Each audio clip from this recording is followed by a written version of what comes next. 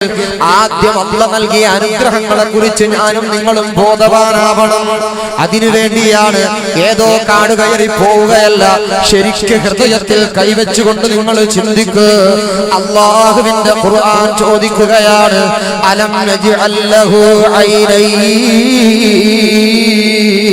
വലിസാനം വശഫതൈൻ വഹദൈനാഹു നജ്ദൈൻ.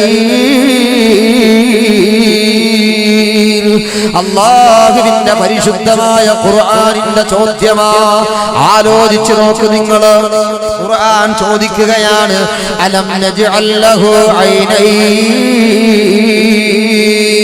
ഹിംസ്രജന്തുക്കളുള്ള വനാന്തരങ്ങളിലൂടെ ഓടി നീങ്ങുന്ന മാൻപേടയുടെ മനോഹരമായ കണ്ണിമകളെ അത്ഭുതപ്പെടുത്തുന്ന, അതിന്റെ കൺമിഴികളെ അത്ഭുതപ്പെടുത്തുന്ന മനോഹരമായ നേത്രങ്ങൾ നിനക്ക് ഞാൻ നൽകിയില്ലേ? അല്ലാഹുവിന്റെ ഖുർആനിന്റെ ചോദ്യമാണ്. ആലോചിച്ചു നോക്ക് സഹോദരങ്ങളെ, എന്റെ ഉമ്മ. കേവലം വെറുതെ ഒരു ചോദ്യമല്ല, അല്ലാഹുവിന്റെ ഖുർആൻ ചോദിക്കുകയാണ്.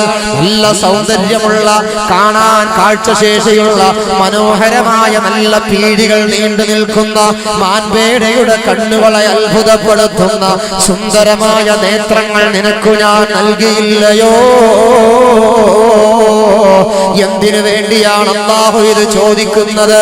കേവലം രണ്ട് കണ്ണുകളെ ചർച്ച ചെയ്യേണ്ട ഗ്രന്ഥമാണോ ഖുർആൻ? രണ്ട് കണ്ണുകളെ കുറിച്ച് സംസാരിച്ച് നിർത്തേണ്ട ഗ്രന്ഥമാണോ ഖുർആൻ?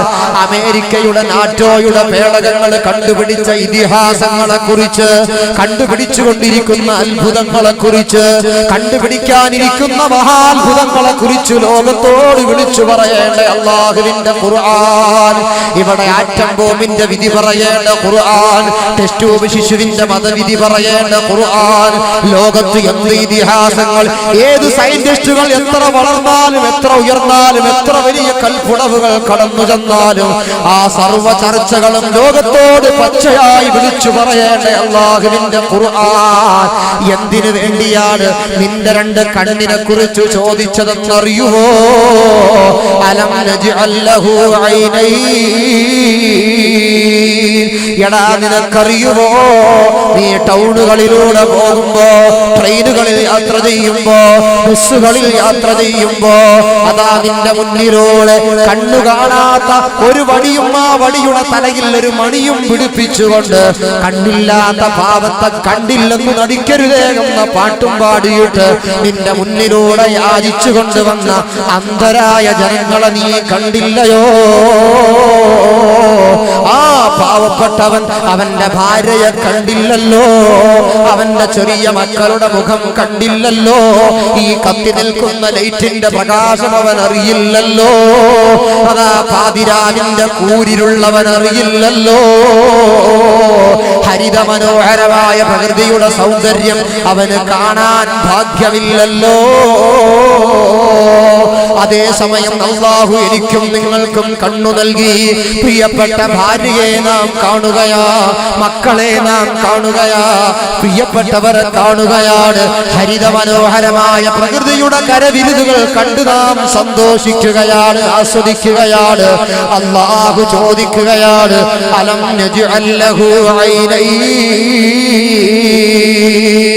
എന്തിനു വേണ്ടിയാണ് അല്ലാഹു ഈ ചോദിക്കുന്നതെന്നറിയുമോ? നാളെ അല്ലാഹുവിന്റെ കോടതിയിൽ, യജമാനായ പടച്ച റബ്ബിന്റെ കോടതിയിൽ ഞാനും നിങ്ങളും എത്തുമ്പോ അവിടെ അതാ എന്നെയും നിങ്ങളെയും പിടിച്ചു നിർത്തുമല്ലോ. എന്റെ ഉമ്മ നമ്മളെ പിടിച്ചു നിർത്തുമല്ലോ.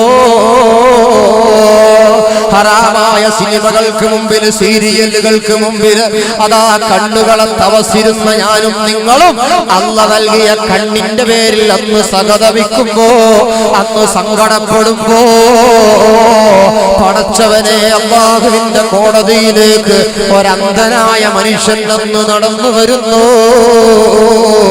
ഒരു വടിയുടെ സഹായത്തോടെ അല്ലാഹുവിന്റെ ദർബാറിലേക്ക് ഒരു കണ്ണു കാണാത്ത അന്ധനായ മനുഷ്യൻ നടന്നു വരുന്നു. ആ മനുഷ്യൻ ആരെന്നറിയുമോ? 1400 വർഷങ്ങൾക്ക് മുമ്പ് മദീനയുടെ മഹാരാജാവിന്റെ പരിശുദ്ധമായ മദീന പള്ളിയിലേക്ക് നടന്നു വന്നുകൊണ്ട് നബി തങ്ങളോട് അവലാതി പറഞ്ഞ വിനയാന്വിതനായ സ്വഹാബി സയ്യിദുനാ അബ്ദുല്ലാഹി ഇബ്നു ഉമ്മു മക്തൂം റളിയല്ലാഹു തആല അൻഹു നാളെ അല്ലാഹുവിന്റെ കോടതിയിലേക്ക് നടന്നു വരുന്നു. പടച്ച റബ്ബിനോട് പരാതി പറയുന്നു, റബ്ബേ അന്ധനാണ്, റബ്ബേ കണ്ണു കാണാത്തവനാണ്. പക്ഷേ പരിശുദ്ധമായ മദീന പള്ളിയുടെ പരിസരത്ത് താമസിക്കുമ്പോ എല്ലാ ദിവസവും പള്ളി മിനാരങ്ങളിൽ നിന്ന് ബിലാലിന്റെ ബാങ്കുലിനാദം എന്റെ കർണപുടങ്ങളിൽ അലയടിക്കുമ്പോ നടന്നു പോകാൻ പ്രയാസപ്പെടുന്ന ഞാനൊരു വേള എന്റെ ഹബീബായ നബി തങ്ങളോട് ചോദിച്ചു, നബിയേ ഞാൻ പള്ളിയിലേക്ക് വരണമോ നബിയേ? അന്ധനാണ്, ജമാഅത്തിന് വരണമോ നബിയേ?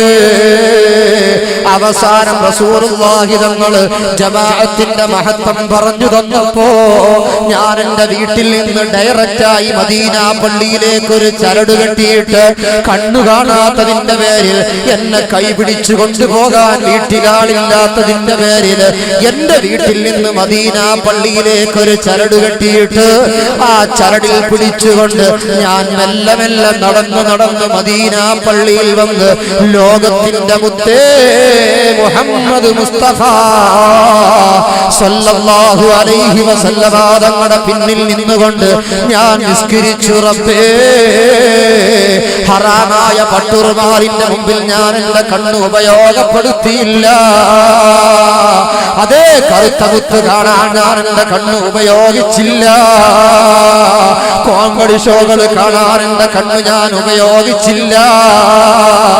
അതേ ഹറാമായ സീരിയലുകൾക്ക് മുമ്പിൽ തപസ്സിരുന്നില്ല.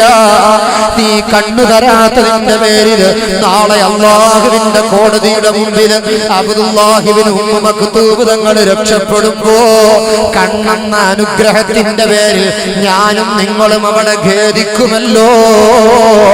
അതിലേക്കുള്ള സൂചനയാണ് അല്ലാഹു പറയുകയാണ്, എടാ നിനക്ക് ഞാൻ കണ്ണു നൽകിയില്ലേ? പാതിരാവിന്റെ മറവിൽ പരമരഹസ്യമായി നിന്റെ ഫോണിലൂടെ കടന്നു വരുന്ന ഹറാമായ പിക്ചറുകൾ കാണാൻ നിന്റെ കണ്ണിനെ നീ ഉപയോഗപ്പെടുത്തുമ്പോ നാളെ അല്ലാഹുവിന്റെ കോടതിയിൽ വരുമ്പോ ഈ കണ്ണിനെ കുറിച്ച് ചോദിക്കുമല്ലോ. ഈ കണ്ണുകൊണ്ട് കണ്ടതിനെ കുറിച്ച് എന്റെ റബ്ബിനോട് ഞാൻ മറുപടി പറയണമല്ലോ.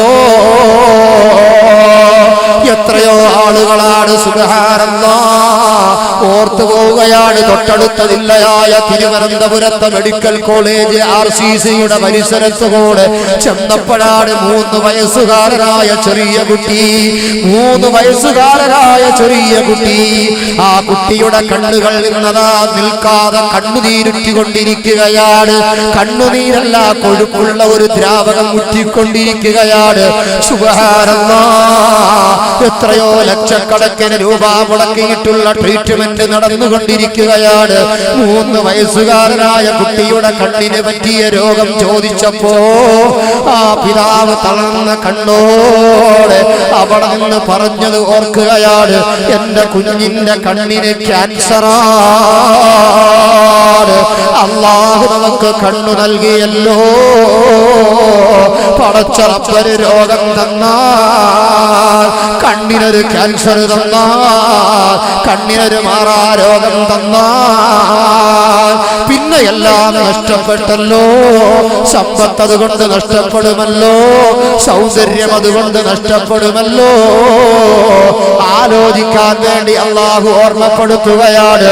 തൊട്ടടുത്ത പരിശുദ്ധമായ ഖുർആൻ ചോദിക്കുകയാണ്, വലിസാനം വശഫതൈൻ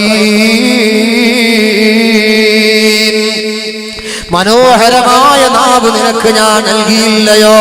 അല്ലാഹുവിന്റെ ഖുർആനിന്റെ ചോദ്യമാണ്. മനോഹരമായ നാവ് നിനക്ക് ഞാൻ നൽകിയില്ലേ? നല്ല ചുവന്ന രണ്ട് ചുണ്ടുകള്, ആ ചുണ്ടുകൾക്കിടയിൽ സുന്ദരമായ നാവ് നിനക്ക് നൽകിയില്ലേ? ഇടുക്കി ജില്ലയിലെ ഏതോ മലയോരത്തെ ചെറിയ കുടിലിൽ കഴിയുന്ന ഖാലിദിനും നിങ്ങൾക്കും പരിചയപ്പെടാൻ അല്ലാഹ് അവസരം നൽകിയത് ഈ നാവ് കൊണ്ടല്ലേ? സംസാരിക്കാൻ അല്ലാഹു പവർ നൽകിയല്ലോ. ചെറിയ മക്കളെ വിളിക്കാനും തൊട്ടിൽ കിടക്കുന്ന മക്കളെ താരാട്ട് പാട്ട് പാടാനും ആ മക്കളെ സന്തോഷിപ്പിക്കാനും കഥ പറയാനും ഖുർആൻ ഓതാനും സ്വലാത്ത് ചൊല്ലാനും സംഭാഷണം നടത്താനും അല്ലാഹ് നമുക്ക് നാവ് നൽകിയല്ലോ. പക്ഷേ ആ നാവിനെ അല്ലാഹുവിന്റെ പൊരുത്തത്തിലായി ഞാൻ ഉപയോഗപ്പെടുത്തുന്നുണ്ടോ? നമ്മൾ ഉപയോഗപ്പെടുത്തുന്നുണ്ടോ? ആലോചിക്കാൻ ഓർമ്മപ്പെടുത്തുകയാണ് അല്ലാഹുവിന്റെ പരിശുദ്ധമായ ഖുർആൻ. ഒരൊറ്റ കാര്യം പറയാം, ഞാൻ വിശദീകരിക്കുകയല്ല. അല്ലാഹുവിന്റെ ഖുർആൻ പറയുകയാണ്, എടാ നിനക്ക് നാവ് കൊണ്ട് നീ തോന്നിവാസം സംസാരിക്കുകയാണ്.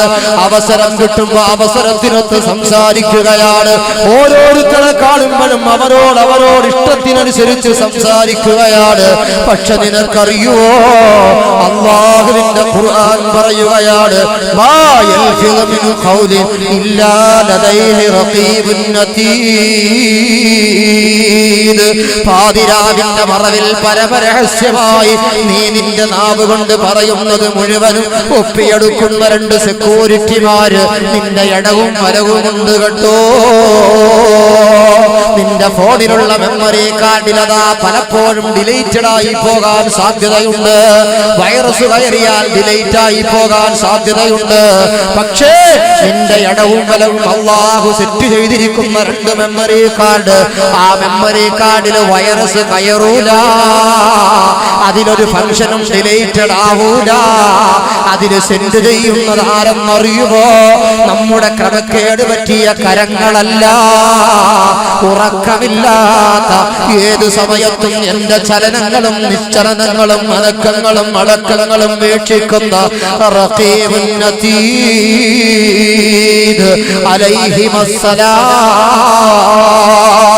ആ മഹാന്മാരായ മാലാഖമാരുടെ കണ്ണു വെട്ടിച്ചുകൊണ്ട് ഒന്നും പറയാൻ എനിക്ക് സാധ്യമല്ലല്ലോ. പോരാ, പരിശുദ്ധമായ ഖുർആൻ തന്നെ ഓർമ്മപ്പെടുത്തുകയാണ്, അൽ യൗമ നഖ്തിമു അലാ അഫ്വാഹിഹിം വതുകല്ലിമുനാ ഐദീഹിം വതശ്ഹദു അർജുലുഹും ബിമാ കാനൂ യക്സിബൂൻ.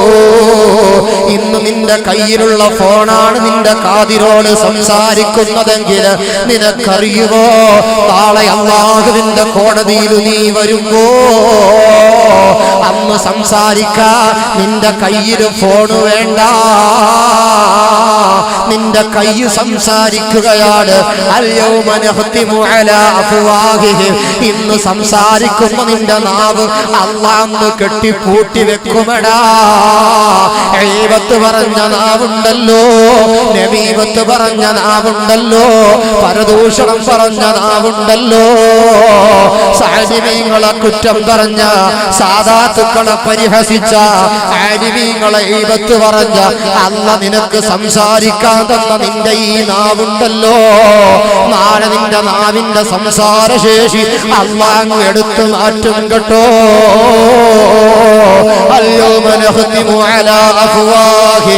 അന്ന് നിന്റെ നാവിനൊരു സീലങ്ങ് വെച്ചാ വീടിന് പോലീസ് സീല് വെക്കുന്നത് പോലെയല്ല, അല്ലാഹുവിന്റെ സീലിന്റെ മുമ്പിൽ ആ പൂട്ട് തുറക്കാൻ പിന്നെ ഒരു താക്കോല് കൊണ്ടും കഴിയൂല.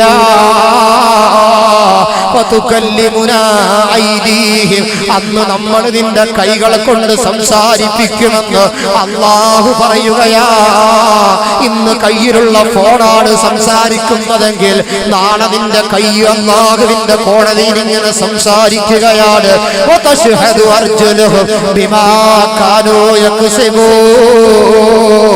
അതാ നീ നടന്നുപോയ ഹറാമിന്റെ വഴികള്, നീ സംസാരിച്ചു പോയ നിന്റെ പാതകങ്ങള്, നീ ചെയ്തു പോയ നിന്റെ അപരാധങ്ങള് മുഴുവനും അതാ കൈയിങ്ങനെ സംസാരിക്കുമ്പോ നീ ഹറാമായ വർത്തമാനം പറഞ്ഞു പോയപ്പോ നിന്റെ കാലിന്റെ അടികളിൽ ഞെരിഞ്ഞമർന്ന കരകര ശബ്ദത്തോടെ ഞെരിഞ്ഞമർന്ന മണൽത്തരികളുണ്ടല്ലോ, ആ മണൽത്തരികളടക്കം അല്ലാഹുവിന്റെ മുമ്പിൽ സാക്ഷി പറയുകയാ, കാലുകൾ സാക്ഷി പറയുകയാ. മഹാനായ സയ്യിദുനാ മുഹമ്മദുർ റസൂലുള്ളാഹ് ആരംഭപ്പൂവായ നബി തങ്ങൾ ഈ നാവാകുന്ന അനുഗ്രഹത്തെ കുറിച്ച് പറഞ്ഞു വന്നിട്ട് അല്ലാഹുവിന്റെ റസൂൽ പറഞ്ഞു, സ്വഹാബാ, ഒരപകടകരമായ കാര്യം നിങ്ങൾക്ക് പഠിപ്പിച്ചു തരാം സ്വഹാബാ. മഹാനായ നബി തങ്ങളുടെ മുഖത്തേക്ക് സ്വഹാബത്ത് ഇങ്ങനെ നോക്കുമ്പോ അല്ലാഹുവിന്റെ റസൂൽ പറയുകയാണ്, ഓ സ്വഹാബത്തേ, നാളെ ഒരു വിഭാഗം ജനങ്ങളെ മഹിഷറയിലേക്ക് കൊണ്ടുപോകുന്നത് ഞാൻ പറഞ്ഞു തരട്ടെയോ സ്വഹാബത്തേ? സഹാബത്തേ, എന്താണ് നബിതങ്ങളെ പറഞ്ഞോ? ആരംഭപ്പൂവായ നബിതങ്ങൾ പറയുകയാണ്, നിങ്ങളുടെ വീടിന്റെ പരിസരത്തുള്ള അറവുശാലകളിലേക്ക് ആടുകളെയും മാടുകളെയും കൊണ്ടുപോകുന്നത് നിങ്ങൾ കണ്ടിട്ടില്ലേ ജനങ്ങളെ? അല്ലാഹുവിന്റെ റസൂല് പറയുകയാണ്, അതാ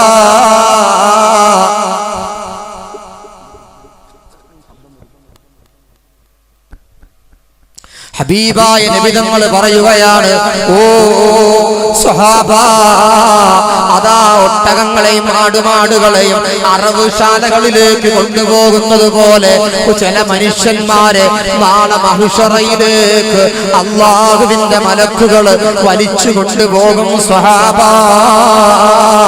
അവരെ എങ്ങനെയാണ് വലിച്ചു കൊണ്ടുപോകുന്നതെന്നറിയുമോ? അവരുടെ കഴുത്തിൽ കയറിട്ടിട്ടല്ല, ചങ്ങലയിൽ ബന്ധിച്ചിട്ടല്ല, പിന്നെ എങ്ങനെയാണെന്നറിയുമോ?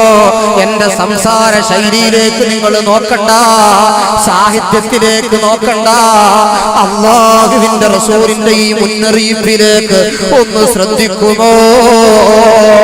ഹബീബായ നബി തങ്ങൾ ഓർമ്മപ്പെടുത്തുകയാണ്, അതാ ആ മനുഷ്യന്റെ സ്വന്തം നാവ് പിടിച്ച് വലിച്ചു പുറത്തേക്കെടുത്തിട്ട് ആ നാവിലിങ്ങനെ പിടിച്ചു വലിച്ച് അല്ലാഹുവിന്റെ കോടതിയിലേക്ക് കൊണ്ടുപോകുന്ന ഒരു വിഭാഗം ജനങ്ങളുണ്ട് സ്വഹാബാ.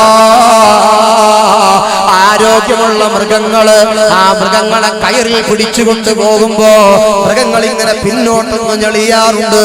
അതുപോലെ ആരോഗ്യവാനായ ആ മനുഷ്യനെങ്ങാനും അവന്റെ നാവിൽ നിന്ന് പിടിപിടിക്കാൻ വേണ്ടി പിന്നോട്ട് വലിച്ച മലക്കുകൾ ആ നാവിൽ പിടിഞ്ഞ് ആഞ്ഞിങ്ങോട്ട് വലിക്കും സഹാബാ.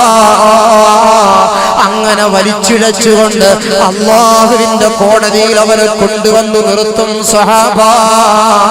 സയ്യിദുനാ റസൂലുള്ളാഹ് ആരംഭപ്പൂവായ നബി തങ്ങൾ പറഞ്ഞപ്പോ പാവങ്ങളായ സ്വഹാബത്ത് നിറ കണ്ണുകളോടെ മുത്തു നബിയോട് ചോദിച്ചില്ലേ, നബിയേ അവരാരാ നബിയേ?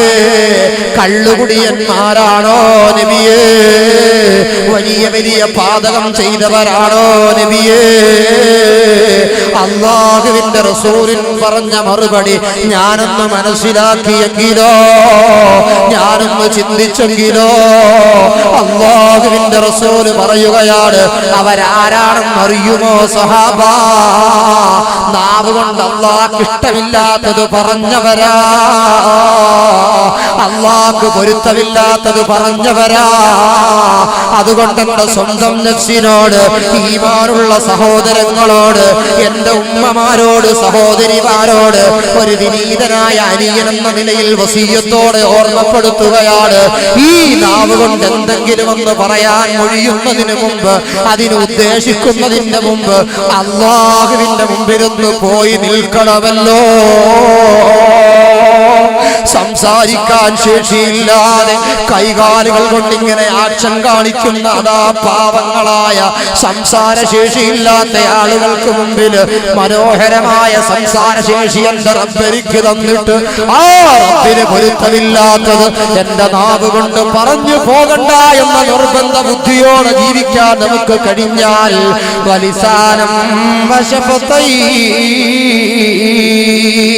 അല്ലാഹു നൽകിയ അനുഗ്രഹത്തിനുള്ള നന്ദിയായി അതിനോടുള്ള ശുക്റായി കടപ്പാടായി ഈമാനുള്ള സഹോദരങ്ങളെ ആലോചിച്ചു നോക്ക് നിങ്ങള്, ചിന്തിച്ചു നോക്ക് നിങ്ങള്. അല്ലാഹുവിന്റെ ഖുർആൻ വീണ്ടും വീണ്ടും എത്രയാ പറഞ്ഞത്? ഒരു 1-2 കാര്യം കൂടെ ഓർമ്മപ്പെടുത്തുകയാണ്. ഖുർആൻ പറഞ്ഞില്ലേ, അൽ മാലു വൽ ബനൂന സീനത്തുൽ ഹയാത്തിദ് ദുനിയാ. ഇന്ന് നിനക്ക് മനോഹരമായ ബിൽഡിംഗ് ഉണ്ട്, കോൺക്രീറ്റ് സൗധങ്ങളുണ്ട്, ബഹുനില കെട്ടിടങ്ങളുണ്ട്, സുന്ദരമായി കിടന്നുറങ്ങാൻ നിനക്ക് വീടുണ്ട്. എന്നാൽ നരച്ചുപോയ നിന്റെ ഉപ്പമാര്, ഖബറിലുള്ള നിന്റെ വെല്ലുപ്പമാര്, വാപ്പമാര്, അവരുടെ കാലത്ത് നിന്റെ വീടിന്റെ ഗതി അറിയുമോ? ഒരു മഴ പെയ്താൽ ചോരുന്ന ഓല കൊണ്ട് മെടഞ്ഞുണ്ടാക്കിയ ചെറ്റക്കൂരയുടെ ഉള്ളിൽ കിടക്കാത്ത വാപ്പമാര് കൈവക്കാൻ പറഞ്ഞാല് ഈ സദസ്സിലെ എണ്ണം കുറവായിരിക്കുമല്ലോ. ആ രൂപത്തിലെ സാമ്പത്തികമായി ഭീഷണമായ ചൂഷണമായ പരീക്ഷണങ്ങളെ കൊണ്ട് ഒരു കാലത്ത് പരീക്ഷിക്കപ്പെട്ടിരുന്നുവെങ്കിൽ ഇന്ന് അല്ലാഹു നിഅമത്ത് നൽകിയല്ലോ, സാമ്പത്തികമായി പുരോഗതികൾ നൽകിയല്ലോ. ഖുർആൻ പറയുകയാണ്, അൽ മാൽ സമ്പത്ത് വല്ലാത്ത അനുഗ്രഹമാണ്, വൽ ബനൂ സന്താനങ്ങൾ അനുഗ്രഹമാണ്. ഭക്ഷണം കഴിച്ച വീട്ടില് സുബ്ഹാനല്ലാഹ്, ഞാൻ ഇവിടെ നിൽക്കുമ്പോഴും ഓർക്കുകയാണ്, കഴിഞ്ഞ വർഷം ഇവിടെ വന്നപ്പോഴും ഓർത്തതും ദുആ ചെയ്തതുമാണ്. പാവപ്പെട്ട ചെറുപ്പക്കാരൻ വിവാഹം കഴിഞ്ഞിട്ട് വർഷങ്ങളായി ഒരു കുഞ്ഞിക്കാല് കാണാൻ കൊതിക്കുകയാണ്. അല്ലാഹു നമ്മുടെ മക്കളില്ലാത്ത മുഴുവൻ ആളുകൾക്കും സ്വാലിഹീങ്ങളായ മക്കളെ കൊടുത്ത് അനുഗ്രഹിക്കട്ടെ. ഇവിടെ നിൽക്കുമ്പോ ഞാൻ വേദനയോടെ ഓർക്കുകയാണ്, ഷാഫിയ നിങ്ങൾ മറന്നില്ലല്ലോ. 18കാരനായ ഷാഫി എന്ന പൊന്നുമോന് നമ്മുടെ ഈ നാട്ടുകാരനായിരുന്നില്ലേ? 18 വയസ്സുള്ള പൊന്നുമോന് ഓടിക്കളിക്കേണ്ട പ്രായക്കാരനാണ്. എന്റെ മുന്നിലിരിക്കുന്ന ചെറുപ്പക്കാരന്റെ പ്രായം പോലുമില്ലാത്ത ഷാഫി എന്ന ഖബറിലല്ലേ? അല്ലാഹ് കുടുംബത്തിന് സമാധാനം നൽകട്ടെ. എത്രയോ മക്കളാണ് അല്ലാഹു ചില ആളുകൾക്ക്, ഞാൻ കഴിഞ്ഞ വർഷവും ഓർമ്മപ്പെടുത്തിയതാണ്, ചില ആളുകൾക്ക് മക്കളെ കൊടുത്തു പരീക്ഷിക്കുന്നു, ചില ആളുകൾക്ക് മക്കളെന്ന അനുഗ്രഹത്തെ കൊടുക്കാതെ പരീക്ഷിക്കുന്നു. ഇവിടെ നിൽക്കുമ്പോൾ ഞാൻ ഓർക്കുകയാണ്, തൊട്ടടുത്ത് തിരുവനന്തപുരത്ത് ആലങ്കോട്, കടുവാപ്പള്ളിക്കപ്പുറത്ത് ആലങ്കോട് തങ്ങളുടെ മക്ബറയിൽ ഉറൂസിന് 2 ദിവസത്തെ പ്രഭാഷണത്തിന് കഴിഞ്ഞ വർഷം വന്നതാണ്. ആ സമയത്തൊരു ചെറിയ ഖബറരിക്ക് കാണിച്ചു തന്നു, പുതിയൊരു ഖബർ കാണിച്ചു തന്നു. നിങ്ങളൊക്കെ അറിഞ്ഞതാണ്, ബാദുഷാ എന്ന് പറയുന്ന ഒരു കുടുംബത്തിലെ ഒരേ ഒരു ആണ്ടരിയായ 17കാരന്റെ ഖബർ കാണിച്ചു തന്നിട്ട് പറഞ്ഞത് ഇന്നും ഞാൻ ഓർക്കുകയാണ്. ആലങ്കോട് പള്ളിയുടെ മിഹ്റാബിൽ 5 6 മുസ്ഹഫുകൾ കൊണ്ടുവന്ന് വഖഫ് ചെയ്തവളെ വെച്ച ആ കൂട്ടുകാരൻ, നല്ല സുന്നത്ത് ജമാഅത്തിന്റെ പ്രവർത്തകൻ, അതേ നല്ല മഹാന്മാരെ സ്നേഹിക്കുന്ന, ദീനിനെ സ്നേഹിക്കുന്ന നല്ലവനായ ചെറുപ്പക്കാരൻ, ആ ബാദുഷാ എന്ന കൂട്ടുകാരൻ അവന്റെ കൂട്ടുകാരുമൊത്ത് വർക്കലായുടെ കടപ്പുറത്ത് കാറ്റുകൊള്ളാൻ പോയപ്പോഴാണ് ആർത്തിരമ്പി വന്ന തിരമാല നമ്മുടെ നാട്ടുകാരനായ, പരിസര നാട്ടുകാരനായ ആ ബാദുഷാനെ നക്കിക്കൊണ്ടുപോയല്ലോ. അന്നും പിറ്റേ ദിവസവും കിട്ടിയില്ല. 3ാമത്തെ ദിവസം ബാദുഷായുടെ ഡെഡ് ബോഡി കരക്കടിയുമ്പോ അത് കൊണ്ടുപോയി പോസ്റ്റ്മോർട്ടം ചെയ്ത് വീട്ടിൽ കൊണ്ടുവരുമ്പോ ഉമ്മ അകത്ത് കടന്നുകൊണ്ട് നിലവിളിക്കുകയാണ്, എന്റെ ബാദുഷാനെ ഒന്ന് കാണിച്ചു തരുമോ? എനിക്ക് കാണാൻ അല്ലാഹു കരിഞ്ഞു നൽകിയ, ഞാൻ മരിച്ചാൽ എന്റെ ജനാസ കൊണ്ടുപോകുന്ന മയ്യിത്ത് കട്ടിൽ പിടിക്കാനുണ്ടായിരുന്ന ഒരേ ഒരു ആണ്ടരിയായ എന്റെ ബാദുഷാന്റെ ചേതനയറ്റ ശരീരമെങ്കിലും എന്നെയൊന്ന് കാണിക്കുമോ? കാണാനൊന്ന് അനുവദിക്കുമോ എന്ന് പറഞ്ഞുകൊണ്ട് ആ പാവപ്പെട്ട മാതാവ് ആ വീടിന്റെ അകത്തളത്തിൽ കിടന്നുകൊണ്ട് കരയുമ്പോ ആ ഉമ്മാനെ കാണാൻ അനുവദിക്കുന്നില്ല. ആ മകന്റെ ജനാസ കാണാൻ അനുവദിക്കാതെ ആ മാതാവിനെ ജനങ്ങൾ തടഞ്ഞു വെച്ചപ്പോ ഞാൻ ചോദിച്ചു, എന്തിനാണ് തടഞ്ഞു വെച്ചത്? മകനെ കാണൽ മാതാവിന് അനുവദനീയമാണല്ലോ, മതവിധി അതിന് എതിരല്ലല്ലോ. ഉമ്മാക്ക് മകനെ ഒന്ന് കാണിച്ചു കൊടുത്തുകൂടെ? അപ്പോഴാണ് ആ ചെറുപ്പക്കാര് പറഞ്ഞത്, അതിനുസ്താദെ ഉമ്മ മോഹിക്കുന്നത് എന്താണ്? ബാദുഷാ എന്ന 17കാരന്റെ ആ തുളുമ്പുന്ന മുഖമൊന്ന് കാണാനാണ്, ആ പൊന്നുപോലെ നെറ്റിത്തടത്തിലൊന്ന് ചുംബിക്കാനാണ്. പക്ഷേ ആ ഉമ്മ മോഹിക്കുന്നത് പോലെ ബാദുഷായുടെ മുഖത്ത് മാംസങ്ങളില്ലല്ലോ, മാംസാക്ക് കവിളുകളില്ല, എല്ലിന്റെ കക്ഷണങ്ങളല്ലാതെ ബാദുഷായുടെ മുഖത്ത് മാംസങ്ങളില്ല. അതാ വർക്കലയിലെ കടലിലെ മനുഷ്യങ്ങൾ കൊത്തി തിന്നതാണ് 2 തുളകൾ മാത്രമാ. പെറ്റുമ്മാക്ക് എങ്ങനെയാണ് ആ മകന്റെ ആ ശരീരം കാണിച്ചു കൊടുക്കുന്നത്? എങ്ങനെയാണ് ഒരു മാതാവിന് ആ ചേതനയറ്റ വികൃതമായ രൂപം കാണിച്ചു കൊടുക്കുന്നത്? അതുകൊണ്ടാണ് കാണിച്ചു കൊടുക്കാതിരുന്നത്. ആലോചിച്ചു നോക്ക് നിങ്ങൾ. അൽമാലു വൽ ബനൂ അല്ല നൽകിയ അനുഗ്രഹമാണ്, അല്ല നൽകിയ അനുഗ്രഹമാണ് സന്താനങ്ങളും സമ്പത്തുമല്ല. ഇനി ഞാൻ പറയാ, ഈമാനുള്ള സഹോദരങ്ങളെ, ശരിക്കും നിങ്ങൾ ആലോചിച്ചു നോക്ക്, ചിന്തിച്ചു നോക്ക്. നിങ്ങൾ ഇനി അങ്ങോട്ട് മുന്നോട്ട് പോയാൽ അനുഗ്രഹങ്ങളെ കുറിച്ച് പറഞ്ഞാൽ തന്നെ ഇങ്ങനെ പോകും. അവിടെ വെച്ചുകൊണ്ട് ഞാനും നിങ്ങളും ഒന്ന് ആലോചിച്ചു നോക്ക്.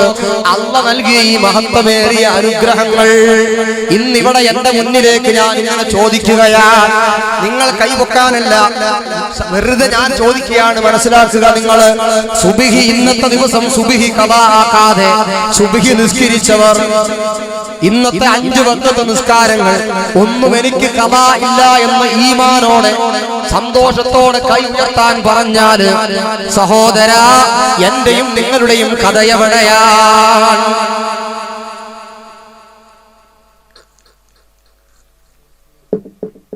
എന്റെയും നിങ്ങളുടെയും അവസ്ഥ എവിടെയാണ്? ഇന്നൊരു വഖ്ത് ഖദാ ആക്കാതെ നിസ്കരിച്ചവർ, ഒറ്റ വഖ്തും എനിക്ക് ഖദാ ഇല്ല, ഈ ആഴ്ചയിൽ ഖദാ ഇല്ല. ഇന്നലെ ഞായറാഴ്ചയാണ്, ഇന്നലെ എന്റെ കുടുംബത്തിൽ കല്യാണം ഉണ്ടായിരുന്നു. ആ കല്യാണത്തിന് സഹോദര, കല്യാണത്തിന്റെ പേരില്, മരണത്തിന്റെ പേരില് ഒരാൾ മരിച്ചാൽ പിന്നെ നിസ്കാരമില്ല, അതിന്റെ പിന്നാലെ ഇങ്ങനെ പോവുകയാണ്. കല്യാണം വന്നാൽ കല്യാണത്തിന്റെ പിന്നാലെ അടിച്ചു പൊളിക്കുകയാണ്. ലോഹറില്ല, അസറില്ല, പലപ്പോഴും സുബ്ഹിയില്ല. കുടുംബത്തിലെ കല്യാണത്തിന് 2-3 ദിവസങ്ങൾക്ക് മുമ്പ് പോകുവാണ്. അല്ലാഹുവിനോട് നന്ദിയില്ല. അങ്ങനെ പറഞ്ഞാൽ ആ വിഷയം പറഞ്ഞു ഒരുപാട് പോകേണ്ടി വരും. ഒരൊറ്റ കാര്യം ഞാൻ പറയാം, നമ്മൾ കോഴികളെക്കാൾ അതപ്പതിച്ചു പോയല്ലോ. വെറും കോഴികളെക്കാൾ നമ്മൾ അതപ്പതിച്ചു പോയി. ആലോചിക്ക് നിങ്ങൾ. നമ്മുടെ നമ്മുടെ വീട്ടിലേക്ക് 5 കോഴിയെ പഞ്ചായത്ത് കോഴി വിതരണം ചെയ്യുന്നു. നമുക്ക് 5 കോഴീനെ കിട്ടി. ചെറിയ കോഴിക്കുട്ടികളെ നമ്മൾ വീട്ടിൽ കൊണ്ടുവന്നു. ആ കോഴിക്കറിയില്ല എന്റെ വീട് ഏതാണ്, ഞാൻ താമസിക്കേണ്ടത് എവിടെയാണ്. ആ കോഴി എവിടെ താമസിക്കുന്നത്?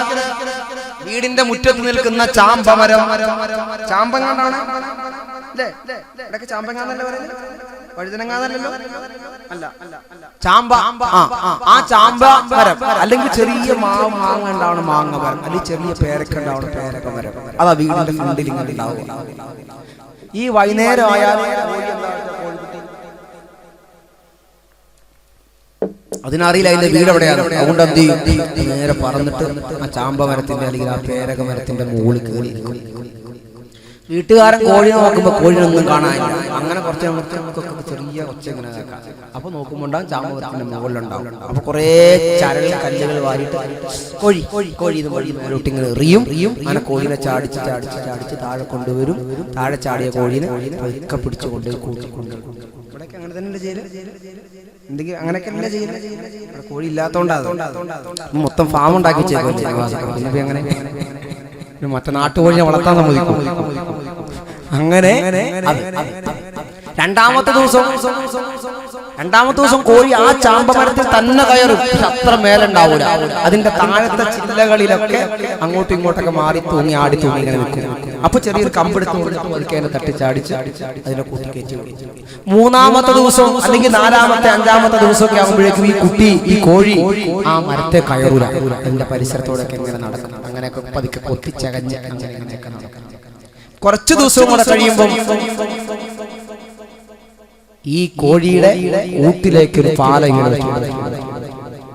പക്ഷെ ആ പാലത്തോടൊന്നും കോഴി കയറൂല. പക്ഷെ അതിന്റെ സൈഡിലൊക്കെ വന്നിട്ട് അങ്ങോട്ട് മാറി ഇങ്ങോട്ട് ഇങ്ങനെ നടക്കും. കയറി പോകൂല.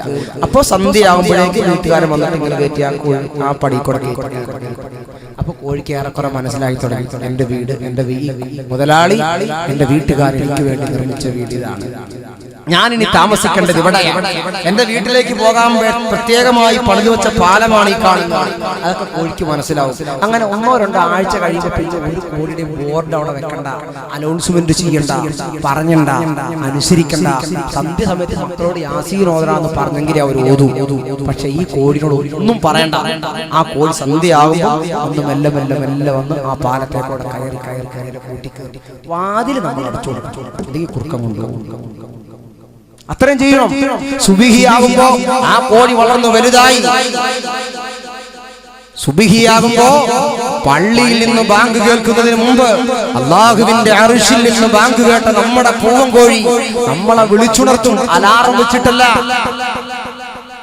അനുസരണയുള്ള പൂവൻ കോഴി. അങ്ങനെ ഉദാഹരിക്കാൻ ഒരുപാടുണ്ട്. ആലോചിച്ചു നോക്ക്.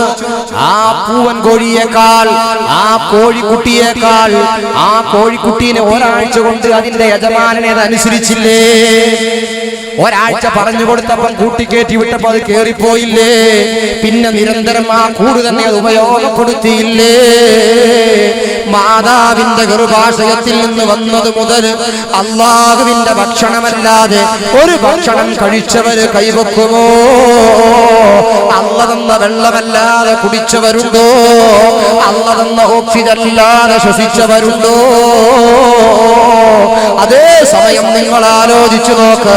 അള്ളാഹുവിന്റെ ദീൻ പഠിച്ചവരാണ്, ഹറാമ് ഹറാമാക്കി മനസ്സിലാക്കിയവരാണ്, നിസ്കാരം നിർബന്ധമാണെന്ന് മനസ്സിലാക്കിയവരാണ്. പക്ഷേ കോഴിക്ക് അതിന്റെ യജമാനോടുള്ള ആദരവ്, ബഹുമാനം പോലും അനുസരണ പോലും ഈ വിവേകശാലികളായ മനുഷ്യന് ഇല്ലാതെ പോയല്ലോ. ചെയ്യരുതെന്ന് പറയുന്നത് മുഴുവനും ചെയ്യുകയാ, ചെയ്യരുതെന്ന് പറയുന്നത് മുഴുവനും ചെയ്യുകയാണ്, ചെയ്യണമെന്ന് പറഞ്ഞത് മുഴുവനും വിലങ്ങുകയാണ്. ഈ രൂപത്തിൽ നന്ദി കെട്ടവരായി മനുഷ്യൻ ജീവിക്കുകയാണ്. ഇവിടെയാണ് മനസ്സിലാക്കേണ്ടത്. നിങ്ങൾ അറിയുമോ ഏറ്റവും വലിയ അനുഗ്രഹം എവിടെയാ? കണ്ണല്ല കേട്ടോ, കൈയല്ല കേട്ടോ, ശ്വാസോച്ഛ്വാസമല്ല, ഓക്സിജനല്ല. അള്ള നൽകിയ ഏറ്റവും വലിയ അനുഗ്രഹം. ആ അനുഗ്രഹത്തിന് ഭംഗം വരാ നമ്മുടെ നന്ദികേട് കാരണമാകും. മുസ്ലിമേ, ഈമാനോടെ മരിക്കുക എന്നുള്ളതാണ്. ഒരുപാട് വിശദീകരണത്തോടെ പറയേണ്ടതാണ്. ഞാൻ അവിടെ ചുരുക്കി പറയുന്നു, ഈമാനോടെ മരിക്കണം. ഈമാനോടെ മരിക്കുക എന്നുള്ളതാണ് എന്നെയും നിങ്ങളെയും സംബന്ധിച്ചിടത്തോളം ഏറ്റവും വലിയ അനുഗ്രഹം. അങ്ങനെ മുഅ്മിനായി മരിക്കണമെങ്കിലോ അല്ലാഹു നൽകിയ അനുഗ്രഹങ്ങളെ കുറിച്ച് ചിന്തിക്കുകയും ആ അനുഗ്രഹങ്ങളെ ഓർത്തുകൊണ്ട് തഖ്വയിൽ അധിഷ്ഠിതമായ ജീവിതം നയിക്കുകയും വേണം. അള്ള എനിക്ക് കണ്ണു തന്നല്ലോ, എന്റെ റബ്ബ് എനിക്ക് കാഴ്ച തന്നല്ലോ, സംസാരശേഷി തന്നല്ലോ. അള്ളാഹുവിന്റെ മുമ്പിൽ ഓരോ നിമിഷവും ഞാൻ ശ്വസിക്കുകയും ഉച്ഛസിക്കുകയും ചെയ്തുകൊണ്ടിരിക്കുന്ന ഈ ശ്വാസോച്ഛ്വാസങ്ങൾക്ക് പകരം അള്ളാഹുവിന്റെ ഭണ്ഡാരത്തിൽ പണം നിക്ഷേപിക്കാൻ തീരുമാനിച്ചാൽ എന്റെ സമ്പത്ത് അതിന് മതിയാവില്ലല്ലോ. ഇതാലോചിക്കാൻ അള്ളാഹു ഓർമ്മപ്പെടുത്തുകയാണ്. ഇനി സഹോദരങ്ങളെ, നിങ്ങൾ ചിന്തിച്ചു നോക്ക്.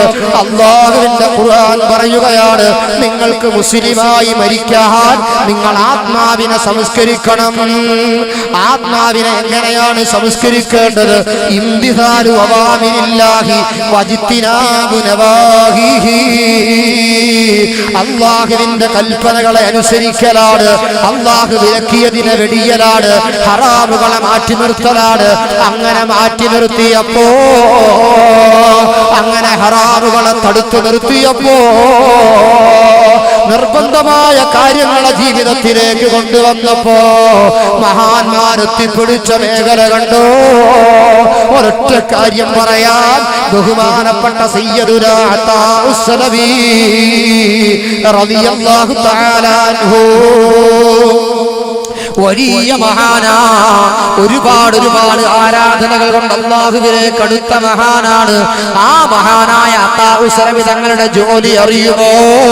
അതാ മാർക്കറ്റിൽ നിന്നും പഞ്ഞി വാങ്ങിക്കൊണ്ടുവരും, നല്ല പരുത്തി പഞ്ഞി വാങ്ങിക്കൊണ്ടുവരും, വീട്ടിൽ കൊണ്ടുവന്ന് കടഞ്ഞ് മനോഹരമായ നൂലുണ്ടാക്കും. ആ നൂല് കൊണ്ട് നെയ്തുണ്ടാക്കുന്ന പുതപ്പുകള് അത് മാർക്കറ്റിൽ കൊണ്ടുപോയി നല്ല വിലക്ക് വിൽക്കും. വിലക്ക് വിറ്റിട്ട് ഒരു ഭാഗം കൊണ്ട് പഞ്ഞി വാങ്ങും, വേറെ ഒരു ഭാഗം സാധുക്കൾക്ക് ഹദിയ നൽകും, വേറെ ഒരു ഭാഗം കൊണ്ട് ഉപജീവന മാർഗം നടത്തും. അങ്ങനെ ജീവിച്ചിരിക്കുന്ന മഹാനായ അതാഉസ് സലഫി റളിയല്ലാഹു അൻഹു ഒരു ദിവസം മാർക്കറ്റിൽ നിന്ന് പഞ്ഞി വാങ്ങിയപ്പോ നല്ല മനോഹരമായ പഞ്ഞിയാണ്. ആ പഞ്ഞി വീട്ടിൽ കൊണ്ടുവന്നു, കടഞ്ഞ് നൂലുണ്ടാക്കി പിടിച്ചു നോക്കിയപ്പം നല്ല മനോഹരമായ നൂലാണ്. ഇന്നുവരെ അതുപോലെ ഒരു നൂല് കിട്ടിയിട്ടില്ല, അതുപോലെ ഒരു പഞ്ഞി കിട്ടിയിട്ടില്ല. കത്തിച്ചു വെച്ച വിളക്കിന്റെ വെളിച്ചത്തിരുന്നു കൊണ്ട് ആ പഞ്ഞി കൊണ്ട് മനോഹരമായ ഒരു പുതപ്പുണ്ടാക്കി, നല്ല ഉറക്കൊഴിച്ചിരുന്നു കൊണ്ട് മനോഹരമായ സുന്ദരമായ ഒരു പുതപ്പുണ്ടാക്കി. അതാ സുബ്ഹി നിസ്കാരം കഴിഞ്ഞു ആ പുതപ്പും മടക്കി കയ്യിൽ പിടിച്ചുകൊണ്ട് മാർക്കറ്റിൽ പോയി 10,000 തടിച്ചുകൂടുന്ന മാർക്കറ്റിന്റെ ഉയർന്ന ഒരു പ്രദേശത്ത് നിന്നിട്ട് ആ വലിയ പുതപ്പിങ്ങനെ ഉയർത്തിപ്പിടിച്ചുകൊണ്ട് ചോദിച്ചു, ആർക്കാണ് ഈ കരകൗശലങ്ങളാൽ നിർമ്മിതമായ, നല്ല കരവിരുതുകളാൽ നിർമ്മിതമായ ഈ മനോഹരമായ പുതപ്പ് ആർക്കാണ് വേണ്ടത്? ആരാണ് കൊണ്ടുപോകുന്നത്? പലരും വന്ന് പല വിലകൾ പറഞ്ഞുപോയി. അവസാനം ഒരു ചെറുപ്പക്കാരൻ വന്നിട്ട് അതാഉസ് സലഫി തങ്ങളോട് വില പറഞ്ഞു, നല്ല ഒരു വില പറഞ്ഞു. അതാഉസ് സലഫി തങ്ങൾ പറഞ്ഞു, കൊണ്ടുപോയിക്കോ, നല്ല മനോഹരമായ പുതപ്പ, ഒരു ന്യൂനതകളുമില്ലാത്ത പുതപ്പ, ശ്രദ്ധയോടെ ഞാൻ നെയ്തുണ്ടാക്കിയ പുതപ്പാട്, നിങ്ങൾ പറഞ്ഞ വില എനിക്ക് സമ്മതമാണ്, കൊണ്ടുപോയിക്കോ എന്ന് പറഞ്ഞ ആ ചെറുപ്പക്കാരന്റെ കയ്യിലേക്ക് കൊടുത്തപ്പോ സ്വാഭാവികമായും ആ ചെറുപ്പക്കാരൻ ആ വലിയ പുതപ്പങ്ങ് നിവർത്തി നോക്കിയപ്പോ ആ വലിയ പുതപ്പിന്റെ ഒരു സൈഡിലതാ ഒരു ചെറിയ നൂലിങ്ങനെ പൊന്തി നിൽക്കുന്നു, വേറെ ഒരു ഭാഗത്ത് വേറെ ചെറിയൊരു നൂല് പൊന്തി നിൽക്കുന്നു. ഉടനെ അതാഉസ് സലഫി തങ്ങളെ വിളിച്ചുകൊണ്ട് ആ ചെറുപ്പക്കാരൻ ചോദിക്കുകയാണ്, ഓ അത്താ, നിങ്ങൾ പറഞ്ഞത് കളവല്ലേ അത്താ? നിങ്ങൾ പറഞ്ഞത് നുണയല്ലേ അത്താ? എന്തേ നിങ്ങൾ അങ്ങനെ പറയുന്നത്? ഒരു ന്യൂനതയുമില്ല എന്ന് നിങ്ങൾ പറഞ്ഞ ഈ പുതപ്പില് അതാ ഒരു നൂലിവിടെ പൊന്തി നിൽക്കുന്നു, വേറെ ഒരു നൂലിവിടെ പൊന്തി നിൽക്കുന്നുണ്ടല്ലോ അത്താ, ഇത് കളവല്ലേ അത്താ? മഹാനായ അതാഉസ് സലഫി റളിയല്ലാഹു അൻഹു ആ മാർക്കറ്റിന്റെ നടുക്ക് നിന്നുകൊണ്ട് ആയിരക്കണക്കായ ജനങ്ങൾ തിങ്ങി നിൽക്കുന്നത് പരിഗണിക്കാതെ അതാ വാവിട്ട് കരയുന്നു, നിലവിളിക്കുന്നു. ചെറുപ്പക്കാരൻ പറഞ്ഞു, അതാഉസ് സലഫി കരയണ്ട, പറഞ്ഞ വിലക്ക് തന്നെ ഞാൻ എടുത്തോളാം, വില കുറയ്ക്കുമെന്ന് പേടിച്ചിട്ടാണോ കരയുന്നത്? ആ സമയത്ത് ആ ചെറുപ്പക്കാരന്റെ കൈ പിടിച്ചുകൊണ്ട് മഹാനായ അതാഉസ് സലഫി റളിയല്ലാഹു അൻഹു എന്ന് പറഞ്ഞത് എന്റെ ഖൽബിലൊന്ന് തട്ടിയിരുന്നുവെങ്കിലോ, നാം നിങ്ങളുമെന്ന് മനസ്സിലാക്കിയെങ്കിലോ. മഹാനവറുകൾ അവിടെ നിന്നുകൊണ്ട് പറയുകയാണ്, ചെറുപ്പക്കാരാ, ഈ പുതപ്പ് നിങ്ങൾ വാങ്ങൂലേ എന്ന് പേടിച്ചതിന്റെ പേരിലല്ല, നിങ്ങളിത് കൊണ്ടുപോകൂലേ എന്ന് പേടിച്ചതിന്റെ പേരിലല്ല, പറഞ്ഞ വിലയിൽ നിന്ന് കുറയ്ക്കുമോ എന്ന് പേടിച്ചതിന്റെ പേരിലല്ല.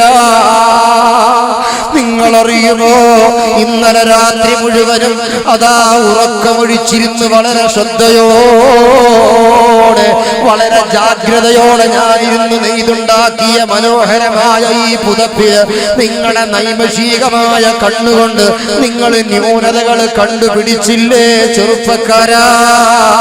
എന്നാൽ നിങ്ങൾ അറിയുമോ, ഞാനൊരു വലിയ പ്രതീക്ഷയിലാണ് കേട്ടോ. നാളെ അല്ലാഹുവിന്റെ കോടതിയിൽ വരുമ്പോ അണ്ടകടാകങ്ങളുടെ അധിപനായ പ്രപഞ്ചത്തിന്റെ പ്രതിഭാശാലിയായ സർവ്വദിഗന്ധങ്ങളുടെയും ചലന നിശ്ചലനങ്ങൾ വീക്ഷിക്കുന്ന, നിരീക്ഷിക്കുന്ന, പരീക്ഷിക്കുന്ന ജഗദീശ്വരനായ പരമേശ്വരനായ അല്ലാഹുവിന്റെ രാജസന്നിധിയിൽ വരുമ്പോ എനിക്ക് രക്ഷപ്പെടാൻ എനിക്കൊരുപാട് നിസ്കാരങ്ങളുണ്ടെന്ന പ്രതീക്ഷയിലാണ് ഞാൻ, ഒരുപാട് നോമ്പുകളുണ്ടെന്ന പ്രതീക്ഷയിലാണ് ഞാൻ, ഒരുപാട് ദിക്റുകളുണ്ടെന്ന പ്രതീക്ഷയിലാണ് ഞാൻ, ഒരുപാട് ദാനധർമ്മങ്ങൾ ചെയ്തിട്ടുണ്ടെന്ന പ്രതീക്ഷയിലാണ് ഞാൻ. പക്ഷേ നാളെ അല്ലാഹുവിന്റെ കോടതിയുടെ മുമ്പിൽ എന്റെ നിസ്കാരത്തിന്റെ പൊതിയങ്ങ് വെക്കുമ്പോ, എന്റെ നോമ്പിന്റെ പൊതിയങ്ങോട് വെക്കുമ്പോ, എന്റെ ദാനധർമ്മങ്ങളുടെ ഭാണ്ഡം അല്ലാഹുവിന്റെ മുമ്പിൽ വെക്കുമ്പോ, നിങ്ങൾ എന്റെ പുതപ്പ് പരിശോധിച്ചതുപോലെ എങ്ങാനും അല്ലാഹു എന്റെ നിസ്കാരമെന്ന് പരിശോധിച്ചാൽ, അല്ല എന്റെ നോമ്പുകളെ പരിശോധിച്ചാൽ, അല്ല എന്റെ ദാനധർമ്മങ്ങളെ പരിശോധിച്ചാൽ, എടാ കേവലം നിന്റെ നൈമിഷികമായ കണ്ണുകൊണ്ട് എന്റെ പുതപ്പിലെ ന്യൂനത നീ കണ്ടുപിടിച്ചുവെങ്കിൽ, ഒരു ന്യൂനതയുമില്ലാത്ത അല്ലാഹുവിന്റെ കണ്ണുകൊണ്ട് അല്ല എന്റെ നിസ്കാരത്തിലേക്ക് നോക്കിയ, അല്ല എന്റെ നോമ്പിലേക്ക് നോക്കിയ, അല്ല എന്റെ ദാനധർമ്മങ്ങളിലേക്ക് നോക്കിയ, അതിലെ വീഴ്ചകൾ കണ്ടുപിടിച്ച അതെന്റെ മുഖത്തേക്ക് വലിച്ചെറിയൂലേ? അല്ല എന്റെ മുഖത്തേക്ക് വലിച്ചെറിയൂലേ? എന്റെ ഇബാദത്തുകൾ വെറുതെയാകൂലേ? ഞാൻ ആഖിറത്തിൽ പാപ്പരാകൂലേ? അവരുടെ ഖൽബ് കണ്ടോ, അവരുടെ മനസ്സ് കണ്ടോ? ഒരു ഹജ്ജ് ചെയ്യുമ്പോഴേക്ക് ഞാൻ വലിയ ഹാജിയാരാ, 10 വഖത്ത് ജമാഅത്തിന് മുമ്പിലുണ്ടാകുമ്പോഴേക്ക് ഞാൻ വലിയ പുള്ളിയാ, അതാ കുറച്ച് ഹദിയ നൽകുമ്പോഴേക്ക് ഞാൻ വലിയ ദാനധർമ്മിഷ്ഠനാ. എന്റെയും നിങ്ങളുടെയും ഖൽബിൽ ഈ ചിന്തയാണെങ്കിൽ ആലോചിച്ചു നോക്ക് നിങ്ങൾ, ജീവിതത്തിന്റെ തുടക്കം മുതൽ ഒടുക്കം വരെ അറിഞ്ഞുകൊണ്ടൊരു കറാഹത്ത് പോലും ചിന്തിക്കാത്ത ആരിഫീങ്ങളിൽ ആരിഫായ മഹാനായ താഇസ്സലവി ഖദ് അഫ്ലഹ മൻ സക്കാഹാ വഖദ് ഖാബ മൻ ദസ്സാഹാ. അല്ലാഹ് ഖൽബിനെ കുറിച്ച് ചിന്തിച്ചോ. ഖദ് അഫ്ലഹ മൻ സക്കാഹാ. എത്ര വലിയ ആരാധനകൾ നിന്റെ കൈവശമുണ്ടെങ്കിലും, എത്ര വലിയ ഇബാദത്തുകൾ നിന്റെ കൈവശമുണ്ടെങ്കിലും, നീ എത്ര വലിയ ഇബാദത്തുകാരനാണെങ്കിലും, റബ്ബേ എന്റെ കയ്യിലൊന്നുമില്ലല്ലോ, ഞാൻ പാപ്പരാണല്ലോ, എനിക്ക് ആഖിറത്തിൽ രക്ഷപ്പെടണമല്ലോ. ഈ ചിന്തയോടെ ജീവിക്കാൻ നമുക്ക് കഴിഞ്ഞാൽ, ഈ ആലോചനയോടെ ജീവിക്കാൻ നമുക്ക് കഴിഞ്ഞാൽ നമ്മുടെ ജീവിതം ധന്യമായല്ലോ. അല്ലെങ്കിൽ നമ്മുടെ ആഖിറം നഷ്ടപ്പെട്ടല്ലോ. ആലോചിച്ചു നോക്ക് നിങ്ങൾ, പെണ്ണായ ഉമ്മ, പെങ്ങളെ, ഈ സുന്ദരമായ നമ്മുടെ മുഖമുണ്ടല്ലോ, അത് മൈലാതെ പൗഡർ കൊണ്ട് വെളുപ്പിച്ചത് കൊണ്ടായില്ല ഉമ്മ, കൺമഷി കൊണ്ട് കറുപ്പിച്ചത് കൊണ്ടായില്ല ഉമ്മ, ലിപ്സ്റ്റിക് കൊണ്ട് ചുണ്ട് ചുകപ്പിച്ചത് കൊണ്ടായില്ല ഉമ്മ. അല്ല നിങ്ങളുടെ ഗ്ലാമറിലേക്ക് നോക്കൂല ഉമ്മ, അല്ല നിന്റെ മുടിയിലേക്ക് നോക്കൂല ചെറുപ്പക്കാരാ. ഇന്ന് മുടി വെട്ടുന്നത് എങ്ങനെയാ? സുബ്ഹാനല്ലാഹ്, വണ്ടിയിലൂടെ പോകുമ്പോഴാണ് പാറിപ്പോകുന്ന ചെറുപ്പക്കാരൻ. ചിലരുടെ മുടിയതാ നേരെ മേലോട്ടാണ്, മുള്ളംപന്നിയുടെ പോലെയാണ്. വേറെ ചിലരുടെ മുടി എങ്ങനെയാണ്? സുബ്ഹാനല്ലാഹ്, 2 സൈഡും പറ്റയങ്ങോട്ടെടുത്തിട്ട് മുടി കൊണ്ട് എഴുതി വെച്ചിരിക്കുന്നത് എന്തെന്നറിയുമോ? വലതുഭാഗത്ത് അല്ലാഹു, ഇടതുഭാഗത്ത് മുഹമ്മദ്. കരവിരുതുള്ള ബാർബർമാര് എഴുതി വെക്കുകയാണ്. അതാ മുടി കൊണ്ട് ഇങ്ങനെ വടിച്ചു കൊടുക്കുകയാണ്. ആ മുടി കൊണ്ട് തന്നെ തന്നെ അല്ലാഹു എന്നെഴുതിയ, ഒരു ഭാഗത്ത് മുഹമ്മദ് എന്നെഴുതിയ പരിശുദ്ധമായ പടച്ചറപ്പിന്റെ നാമം എഴുതിയ ആ തലമുടി കൊണ്ട് നീ കക്കൂസിൽ കയറുമ്പോ ഒന്ന് നിന്റെ മുടി വെട്ടിയത് തന്നെ ഹറാം. ആ മുടി കൊണ്ട് നീ അല്ലാഹുവിന്റെ പേര് വരച്ചു വെച്ചത് വേറെയൊരു ഹറാം. ഇതുപോലെ നീ നിന്റെ ജീവിതത്തിന് സൗന്ദര്യത്തിന് വേണ്ടി ആരെയൊക്കെയോ അനുഗമിക്കുമ്പോ, ആരെയൊക്കെയോ അനുകരിക്കുമ്പോ, എന്റെ പെങ്ങളെ, ഒരു കാലത്ത് ഫർദാ സമ്പ്രദായം ഉണ്ടായിരുന്നു. അന്നത്തെ ഫർദ ശരീരത്തിൽ ഔറത്ത് മറയ്ക്കാനായിരുന്നു. ഇന്ന് ഫർദയുണ്ട്, പക്ഷേ ഇന്നത്തെ ഫർദ അതിനേക്കാൾ നല്ലത് അർദ്ധനഗ്നകളായി നടക്കലാണ്.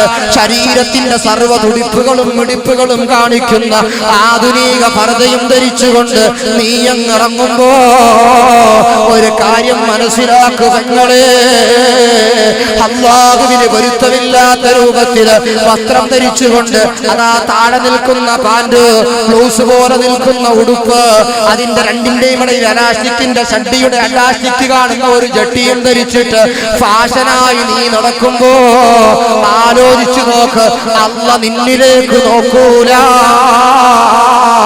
കഴിഞ്ഞ ദിവസം കണ്ണൂർ ജില്ലയിൽ ഒരു സ്ഥലത്ത് പ്രസംഗിക്കുമ്പോ, പിണറായി വിജയന്റെ നാടിന്റെ തൊട്ടടുത്ത് പ്രസംഗിക്കുമ്പോഴാണ് രണ്ട് ചെറുപ്പക്കാർക്ക് വേണ്ടി ദുആ ചെയ്യാൻ പറഞ്ഞു. ആ ചെറുപ്പക്കാർ ആരെന്നറിയോ? പരിയാരം മെഡിക്കൽ കോളേജിലെ രണ്ട് സ്റ്റുഡൻസ് ആണ്. ആ രണ്ട് മക്കളും രണ്ട് ഭാഗത്തു നിന്ന് ബൈക്കിൽ പാറി വന്നതാണ്. രണ്ടുപേരിൽ ഒരാള് പരിയാരം മെഡിക്കൽ കോളേജിലെ സ്റ്റുഡന്റ് ആണ്, വേറെ ഒരു കുട്ടി വേറെയൊരു കോളേജിലും പഠിക്കുകയാണ്. രണ്ടുപേരും പാറി വന്ന ബൈക്കുകൾ കൂട്ടിയിടിച്ചിട്ട് നമ്മുടെ കടുക്കളയിലെ അടുപ്പിൽ വിറക് കത്തുന്നത് പോലെ ആ രണ്ട് ബൈക്കുകളുടെയും പാസ്റ്റിന്റെ പവർ കൊണ്ട് അത് രണ്ടും നടുറോഡിൽ നിന്ന് കത്തിയല്ലോ. ആ രണ്ട് മക്കളുടെയും ഡെഡ് ബോഡി അതേ കണ്ണൂർ ജില്ലയിലെ പ്രധാനപ്പെട്ട പള്ളിയുടെ ഖബർസ്ഥാനിൽ മറമാടിയല്ലോ. സ്വന്തം ശരീരത്തിന്റെ ഇച്ഛയ്ക്കനുസരിച്ച്, ആഗ്രഹങ്ങൾക്കനുസരിച്ച് നാം നമ്മുടെ യാത്ര നിയന്ത്രിക്കുമ്പോ, ശരീരം നിയന്ത്രിക്കുമ്പോ, ഹബീബായ നബി തങ്ങൾ പറയുകയാണ്, പൗഡറിട്ട് മുഖം വെളുപ്പിക്കണ്ട, കൺമഷി കൊണ്ട് കറുപ്പിക്കണ്ട. അലാ ഇന്ന ഫിൽ ജസദി ലമുദ്ഗ ഇദാ സലഹത് സലഹൽ ജസദു കുല്ലുഹു വഇദാ ഫസദത് ഫസദൽ ജസദു കുല്ലുഹു അലാ വഹിയൽ ഖൽബ്. അറിയുമോ, ശരീരത്തിൽ എപ്പോഴും നമ്മൾ കേൾക്കാറുള്ളതാണ്. തംബീഹിന് വേണ്ടി ഓർമ്മപ്പെടുത്തുകയാണ്, നിന്റെ കയ്യിന്റെ പ്രൗഢി അല്ലാഹ് നോക്കൂല. ജിമ്മിന് പോയ മസല് അല്ലാഹ്ക്ക് കാണണ്ടടാ, പൗഡറിട്ട മുഖം അല്ലാഹ്ക്ക് കാണണ്ടടി, കൺമഷിയുടെ കണ്ണിലേക്ക് അല്ലാഹ് നോക്കൂലടി. അതേ ലാ യൻദുറുല്ലാഹു ഇലാ സുവരിക്കും വലാ ഇലാ അജ്സാമിക്കും വലാകിൻ യൻദുറുല്ലാഹു ഇലാ ഖുലൂബിക്കും. അല്ലാഹ് നോക്കുന്നത് എവിടേക്കെന്നറിയുമോ? നിങ്ങളുടെ ഹൃദയത്തിലേക്കാണ് കേട്ടോ. ആ ഹൃദയം ശുദ്ധമാണോ? ആ ഹൃദയം തെളിഞ്ഞതാണോ? ആ ഹൃദയം പ്രകാശിക്കുന്നതാണോ? നിങ്ങൾക്ക് രക്ഷപ്പെടാ. ഇല്ലെങ്കിലോ ആഖിറം നഷ്ടമാ, ആഖിറം പരാജയമാ. ഖുർആനാണ് പറയുന്നത്, വഖദ് ഖാബ മൻ ദസ്സാഹാ. ആത്മാവിനെ വേണ്ടതുപോലെ സംസ്കരിക്കാത്തവൻ, അല്ലാഹുവിന്റെ അനുഗ്രഹങ്ങളെ കുറിച്ച് ചിന്തിക്കുകയും ആ അനുഗ്രഹങ്ങൾക്ക് നന്ദിയുള്ള അടിമയായി ജീവിക്കുകയും ചെയ്യാത്തവൻ, അവന്റെ ആഖിറം പരാജയമാണ് കേട്ടോ. നിങ്ങൾ ആലോചിച്ചു നോക്കിക്കോ. ഇനി ഞാൻ ഒരുപാട് ദീർഘിപ്പിക്കുകയല്ല, വളരെ ഇമ്പോർട്ടന്റ് ആയ, വളരെ പ്രധാനപ്പെട്ട ഒന്ന് രണ്ട് കാര്യങ്ങൾ ഓർമ്മപ്പെടുത്തുകയാണ്. അത് കേട്ടിട്ട് പോയിക്കോ. മഹാന്മാരായ ആളുകൾ, നിങ്ങൾ ചിന്തിച്ചു നോക്ക്. നമ്മൾ ഒറ്റ വഖത്ത് നിസ്കരിക്കുമ്പോഴേക്ക്, ഒരു ജുമുഅ നിസ്കരിക്കുമ്പോഴേക്ക്, രണ്ട് വഖത്ത് ജമാഅത്തായി പള്ളിയിൽ പോകുമ്പോഴേക്ക്, ഒരു ഹജ്ജ് ചെയ്യുമ്പോഴേക്ക്, രണ്ട് ഉംറ നിർവഹിക്കുമ്പോഴേക്ക്, ഒരു സിയാറത്ത് ടൂർ പോയി വരുമ്പോഴേക്ക് നമ്മുടെ ഖൽബിൽ ഇങ്ങനെ തോന്നുകയാണ്, ഞാൻ തരക്കേടില്ല, ഞാൻ മോശക്കാരനില്ല, ഞാൻ കുഴപ്പമില്ല, ഹാജിയാരാ, ഉംറ ചെയ്തയാളാ, സിയാറത്ത് ചെയ്യുന്നയാളാ, ആളാ. പക്ഷേ നിങ്ങൾ അറിയുവോ, ലോകത്തിന്റെ നേതാവ് സയ്യിദുനാ മുഹമ്മദുർ റസൂലുള്ളാഹ് സ്വല്ലല്ലാഹു അലൈഹി വസല്ലമ തങ്ങൾ ഓർമ്മപ്പെടുത്തുകയാണ്.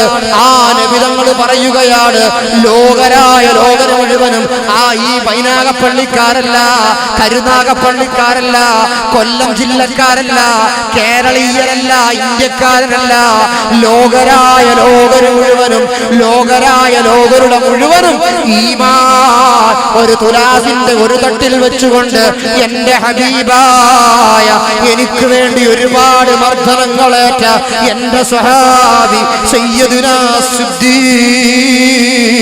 സിദ്ദീഖുൽ അക്ബർ റളിയല്ലാഹു അൻഹു, ആ സിദ്ദീഖുൽ അക്ബറിന്റെ ഈമാന് തുലാസിന്റെ ഒരു തട്ടിൽ വെച്ചുകൊണ്ട് ലോകരായ ലോകരുടെ മുഴുവനും ഈമാന് ആ തുലാസിന്റെ മറുതട്ടിൽ വെച്ച ലോകരായ ലോകരുടെ മുഴുവൻ ഈമാനിന്റെ പവറേക്കാളും എന്റെ സിദ്ദീഖിന്റെ ഈമാനിന് പവറുണ്ട്. സയ്യിദുനാ റസൂലുള്ളാഹ് ആ സിദ്ദീഖുൽ അക്ബർ തങ്ങള് കറാമ് ചെയ്യാത്ത മഹാ, കറാഹത്ത് ചിന്തിക്കാത്ത മഹാ, നബിതങ്ങൾക്ക് വേണ്ടി ജീവിതം ഒഴിഞ്ഞു വെച്ച മഹാനായ സിദ്ദീഖുൽ അക്ബർ റളിയല്ലാഹു തആല അൻഹു അവിടെ നിന്ന് നിസ്കാരത്തിലേക്ക് നിന്നാൽ, മുസല്ലയിലേക്ക് നിന്നാൽ, ആരാധനയിലേക്ക് നിന്നാൽ സിദ്ദീഖുൽ അക്ബർ തങ്ങളുടെ പ്രാർത്ഥന എന്താ? സിദ്ദീഖുൽ അക്ബർ തങ്ങളുടെ ദുആ എന്താ? സിദ്ദീഖുൽ അക്ബർ തങ്ങളുടെ ആവേശം എന്താ? കരഞ്ഞു കലങ്ങിയ കണ്ണുമായി അല്ലാഹുവിന്റെ ദർബാറിന്റെ മുന്നിൽ നിന്നുകൊണ്ട്, അല്ലാഹുവിന്റെ ദർബാറിന്റെ മുന്നിൽ നിന്നുകൊണ്ട് അവിടെ നിന്ന് കരയുകയാണ്, മുസല്ലയിൽ നിന്ന് കരയുകയാണ്. കൈഫ ഹാലി യാ ഇലാഹി ലൈസ ലീ ഖൈറുൽ അമൽ സൂഉ അഫ്ആലി കസീർ സാദു താഅത്തിൻ ഖലീൽ. കൈഫ ഹാലി യാ ഇലാഹി ലൈസ ലീ ഖൈറുൽ അമൽ സൂഉ അഫ്ആലി كثير زاد طاعات قليل. ആരാ പറയുന്നത്? ആലോചിച്ചു നോക്ക് സഹോദരങ്ങളെ, നിങ്ങള് ആലോചിച്ചു നോക്ക്. നിങ്ങള് മഹാനായ സിദ്ദീഖുൽ അക്ബർ തങ്ങളാണ് പറയുന്നത്. ഇന്ന് വരെ ഞാനോ നിങ്ങളോ പറയാത്തത്, ഇന്ന് വരെ ഞാനോ നിങ്ങളോ പ്രാർത്ഥിക്കാത്തത്, ഇന്ന് വരെ ഞാനോ നിങ്ങളോ ചിന്തിക്കാത്തത് മഹാനായ സിദ്ദീഖുൽ അക്ബർ തങ്ങൾ പറയുകയാണ്. എന്താണ് പറഞ്ഞത്? കൈഫ ഹാലി യാ ഇലാഹി ലൈസ ലീ ഖൈറുൽ അമൽ സൂഉ അഫ്ആലി കസീർ സാദു താഅത്തിൻ ഖലീൽ. ലാ ഇലാഹ ഇല്ലല്ലാഹു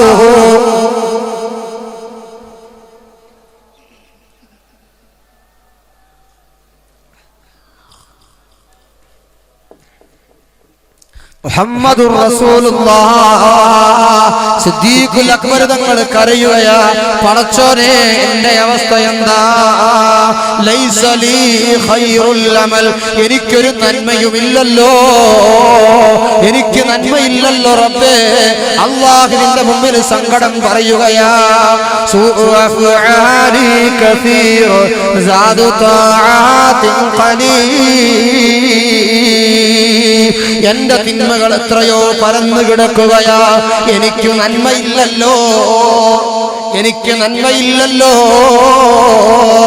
ജീവിതത്തിൽ നന്മ മാത്രമുള്ള തിന്മയെ കുറിച്ച് ചിന്തിക്കാത്ത സിദ്ദീഖുൽ അക്ബർ റളിയല്ലാഹു അൻഹുവിന്റെ പ്രാർത്ഥനയാണെങ്കിൽ, അവിടത്തെ അല്ലാഹുവിന്റെ മുമ്പിൽ നിന്നുള്ള സമർപ്പിക്കുന്ന സങ്കടമാണെങ്കിൽ, നമ്മൾ ആലോചിച്ചു നോക്ക് നമ്മുടെ അവസ്ഥ എന്താ, നമ്മുടെ കഥ എന്താ. ഈ കഥകൾ മുഴുവനും മനസ്സിലാക്കിയിട്ട് ബഹുമാനപ്പെട്ട ഹുജ്ജത്തുൽ ഇസ്ലാം അബൂ ഹാമിദുൽ ഗസ്സാലി റളിയല്ലാഹു തആല അൻഹു, മനുഷ്യന്റെ ഖൽബ് നന്നാവാൻ, നിന്റെ ഖൽബ് നന്നാവാൻ 4 മരുന്ന് തരാം. ആ മരുന്ന് നീ കഴിച്ചാൽ നിനക്ക് മുഅ്മിനായി മരിക്കാം, തഖ്വയോടെ മരിക്കാം, സാലിഹീങ്ങളുടെ സംഗമ ഭൂമിയായ സ്വർഗ്ഗത്തിൽ ഒരുമിച്ചുകൂടാം. മഹാനായ മഹാനായ ഗസാലി ഇമാം പഠിപ്പിക്കുകയാണ്. അതിൽ ഗസാലി ഇമാം ഒന്നാമത് പറഞ്ഞു, തസ്കിയത്തുൽ ഖൽബി ലഹാ അർബഅത്തു തുറുഖൻ. ഒരു മനുഷ്യന്റെ മനസ്സിനെ ആത്മാവിനെ സംസ്കരിച്ചെടുക്കാൻ 4 വഴികളുണ്ട്. അതിലൊന്നാമത്തെ വഴി ഖിറാഅത്തുൽ ഖുർആൻ, പരിശുദ്ധമായ ഖുർആനിന്റെ പാരായണമാണ്. ആലോചിച്ചു നോക്കണം സഹോദരങ്ങളെ, പണ്ടു കാലങ്ങളിൽ നമ്മുടെ വീടുകളിൽ മസ്റ്റായിരുന്നു, അത് നിർബന്ധമായിരുന്നു. യാസീനോവാതെ ചോറ് കൊടുക്കൂല, യാസീനോവാതെ ഭക്ഷണം കൊടുക്കൂല. അന്തിമയങ്ങിയ നേരത്ത് മരിച്ചുപോയ കാരണവന്മാരുടെ പേരില്, ഏറ്റവും ചുരുങ്ങിയ നിമിതങ്ങളുടെ പേരില് ഒരു യാസീനോദാതെ ചോറ് തരൂല. സ്കൂളിലെ പുസ്തകം ഒരുപാട് പഠിക്കാനുണ്ടെന്ന, പഠിക്കുന്നതിന് മുമ്പ് യാസീൻ ഓദിക്കോ, യാസീൻ ഓതിയിട്ട് പുസ്തകം എടുത്താ മതി. വയസ്സായ ഉമ്മമാര് പറയുമായിരുന്നു. ആ കാലം ഇന്ന് നഷ്ടപ്പെട്ടുകൊണ്ടിരിക്കുന്നു. മഹാനായ ഗസാലി ഇമാം പറയുന്നു, നീ ഖുർആൻ ഓദിക്കോ, നിന്റെ മനസ്സിന് സമാധാനമാ. ആലോചിച്ചു നോക്കണം നിങ്ങൾ, ഇന്ന് മനുഷ്യന്റെ സമാധാനവും സംസ്കരണവും നഷ്ടപ്പെടുകയാ. പ്രധാനമായും എത്ര സമ്പത്തുണ്ടെങ്കിലും മനസ്സിന് പ്രയാസമാ. ഒരു ഭാഗത്ത് കച്ചവടം പുരോഗമിക്കുന്നില്ല, വേറെ ഒരു ഭാഗത്ത് കുടുംബം കലഹിക്കുകയാ, വേറെ ഒരു ഭാഗത്ത് രോഗങ്ങൾ അകറ്റുകയാ, വേറെ ഒരു ഭാഗത്ത് കുടുംബാന്തരീക്ഷങ്ങളുടെ പ്രശ്നങ്ങളാ. 100,000 പ്രശ്നങ്ങളുടെ നടുവിൽ സാംസ്കാരികമായും ജീർണിച്ചു കൊണ്ടിരിക്കുമ്പോ, ആത്മീയമായി നീ തളർന്നുകൊണ്ടിരിക്കുമ്പോ, സർവ്വതിനും നിനക്ക് രക്ഷപ്പെടാ. നീ ഒരു ഖുർആനിന്റെ ഒരംശമെങ്കിലും, ഒരു പേജെങ്കിലും ഒരു ദിവസം നിന്റെ വീട്ടിലോതടാ. അത് നിന്റെ മനസ്സിനെ സംസ്കരിക്കാൻ നല്ലതാ. കാടത്വത്തിന്റെ കരിമ്പുളം പുതച്ച കാട്ടറബികളുടെ കാമാസക്തമായ കഴുകക്കണ്ണുകൾക്ക് മുമ്പില് സർവ്വ പോരായ്മകളുടെയും നെടുനായകത്വം വഹിച്ച് ഒരു കാലത്ത് ഇസ്ലാമിന്റെ ബദ്ധവൈരിയായ ശത്രുവായിരുന്ന, പിൽക്കാലത്ത് ശിർക്കിന്റെ കണ്ടുകോടാലിയായി ലോകത്തറിയപ്പെട്ട ഇസ്ലാമിന്റെ ധീരനായ പടനായകൻ ബഹുമാനപ്പെട്ട സയ്യിദുനാ ഉമർ ബിനുൽ ഖത്താബ് റളിയല്ലാഹു തആല അൻഹു ഇസ്ലാമിന്റെ മെമ്പറാകുന്നതിന്റെ മുമ്പ് അതാ ദാറുന്നദവയിൽ കൂടിയ മീറ്റിംഗിൽ വെച്ചുകൊണ്ട് അവിടെയുള്ള ഖുറൈശി നേതാക്കൾ ചോദിക്കുകയാണ്, ആരാണ് മുഹമ്മദിന്റെ തലയെടുക്കുന്നത്? ആർക്കാണ് അതിന് ധൈര്യമുള്ളത്? ആർക്കാണ് അതിന് ചങ്കൂറ്റമുള്ളത്? ധീരന്മാരായ ഹംസത്തുൽ ഖറാറിനെ പോലെയുള്ള വീരശൂര പരാക്രമികളായ സെക്യൂരിറ്റിമാരെ മറികടന്നുകൊണ്ട് മുഹമ്മദിന്റെ ശിരസറുത്തുകൊണ്ട് ഈ സദസ്സിലേക്ക് വരാ. ചങ്കൂറ്റമുള്ള ഭരണാധികാരി ആരാ? അതിന് പറ്റുന്ന ചുണക്കുട്ടൻ ആരാ? ആ സദസ് മുഴുവനും വിയർപ്പ് നിന്നപ്പോ, വിറങ്കലിച്ചു നിന്നപ്പോ, സദസ്സിന്റെ പിൻഭാഗത്ത് നിന്നുകൊണ്ട് ഊരിപ്പിടിച്ച പടവാട് വേണ്ടി ചാടി എഴുന്നേറ്റുകൊണ്ട് ഞാൻ തയ്യാറാ. മുഹമ്മദിന്റെ ശിരസറുത്തുകൊണ്ട് ഈ മീറ്റിംഗ് അവസാനിക്കുന്നതിന്റെ മുമ്പ് മുഹമ്മദിന്റെ പിടക്കുന്ന തലയുമായി ഞാൻ ഈ സദസ്സിലേക്ക് വരാമെന്ന് പ്രഖ്യാപിച്ചുകൊണ്ട് ദാറുന്നദവയുടെ മീറ്റിംഗ് ഹാളിൽ നിന്ന് ഇറങ്ങിയോടിയ സയ്യിദുനാ ഉമർ ബിനുൽ ഖത്താബ് റളിയല്ലാഹു തആല അൻഹു അല്ലാഹുവിന്റെ റസൂലിന്റെ ശിരസറുക്കാൻ വേണ്ടി ഓടുമ്പോഴാണ്, ആ ശിരസറുക്കാൻ വേണ്ടി ഓടുമ്പോഴാണ് വഴിമധ്യത്തിലെ ചെറിയ വീട്ടിലെ കൂരയുടെ ഉള്ളിൽ നിന്നുകൊണ്ട് സഹോദരിയുടെ മനോഹരമായ ഖുർആനിന്റെ വശ്യമായ ശൈലി, ഖുർആനിന്റെ മാംസ്മരീകമായ ആ ആശയങ്ങൾ ഉമറിന്റെ കർണപുടങ്ങളിൽ അലയടിക്കുമ്പോ ആ വീട്ടിലേക്ക് കടന്നു ചെന്നുകൊണ്ട് ആ ഖുർആനൊന്ന് പാരായണം ചെയ്യാൻ ആവശ്യപ്പെടുമ്പോ അല്ലാഹുവിന്റെ പരിശുദ്ധമായ കലാം ലോക മനുഷ്യന്റെ മനസ്സുകളെ മാസ്മരീക ശക്തിയോടെ സംസ്കരിച്ചെടുത്ത പരിശുദ്ധമായ ഖുർആനിന്റെ ചില വാചകങ്ങൾ സഹോദരി ഓതിക്കൊടുത്തപ്പോ കയ്യിലുണ്ടായിരുന്ന റസൂലുള്ളാഹിന്റെ ശിരസറുക്കാൻ ഊരിപ്പിടിച്ച പടവാള് കയ്യിൽ പിടിച്ചിരുന്ന ഉമർ ആ പടവാള് വലിച്ചെറിഞ്ഞുകൊണ്ട് അല്ലാഹുവിന്റെ റസൂലിന്റെ ചാരത്ത് വന്നുകൊണ്ട്, നബിയേ ആ ഖുർആൻ എനിക്ക് പഠിക്കണം നബിയേ,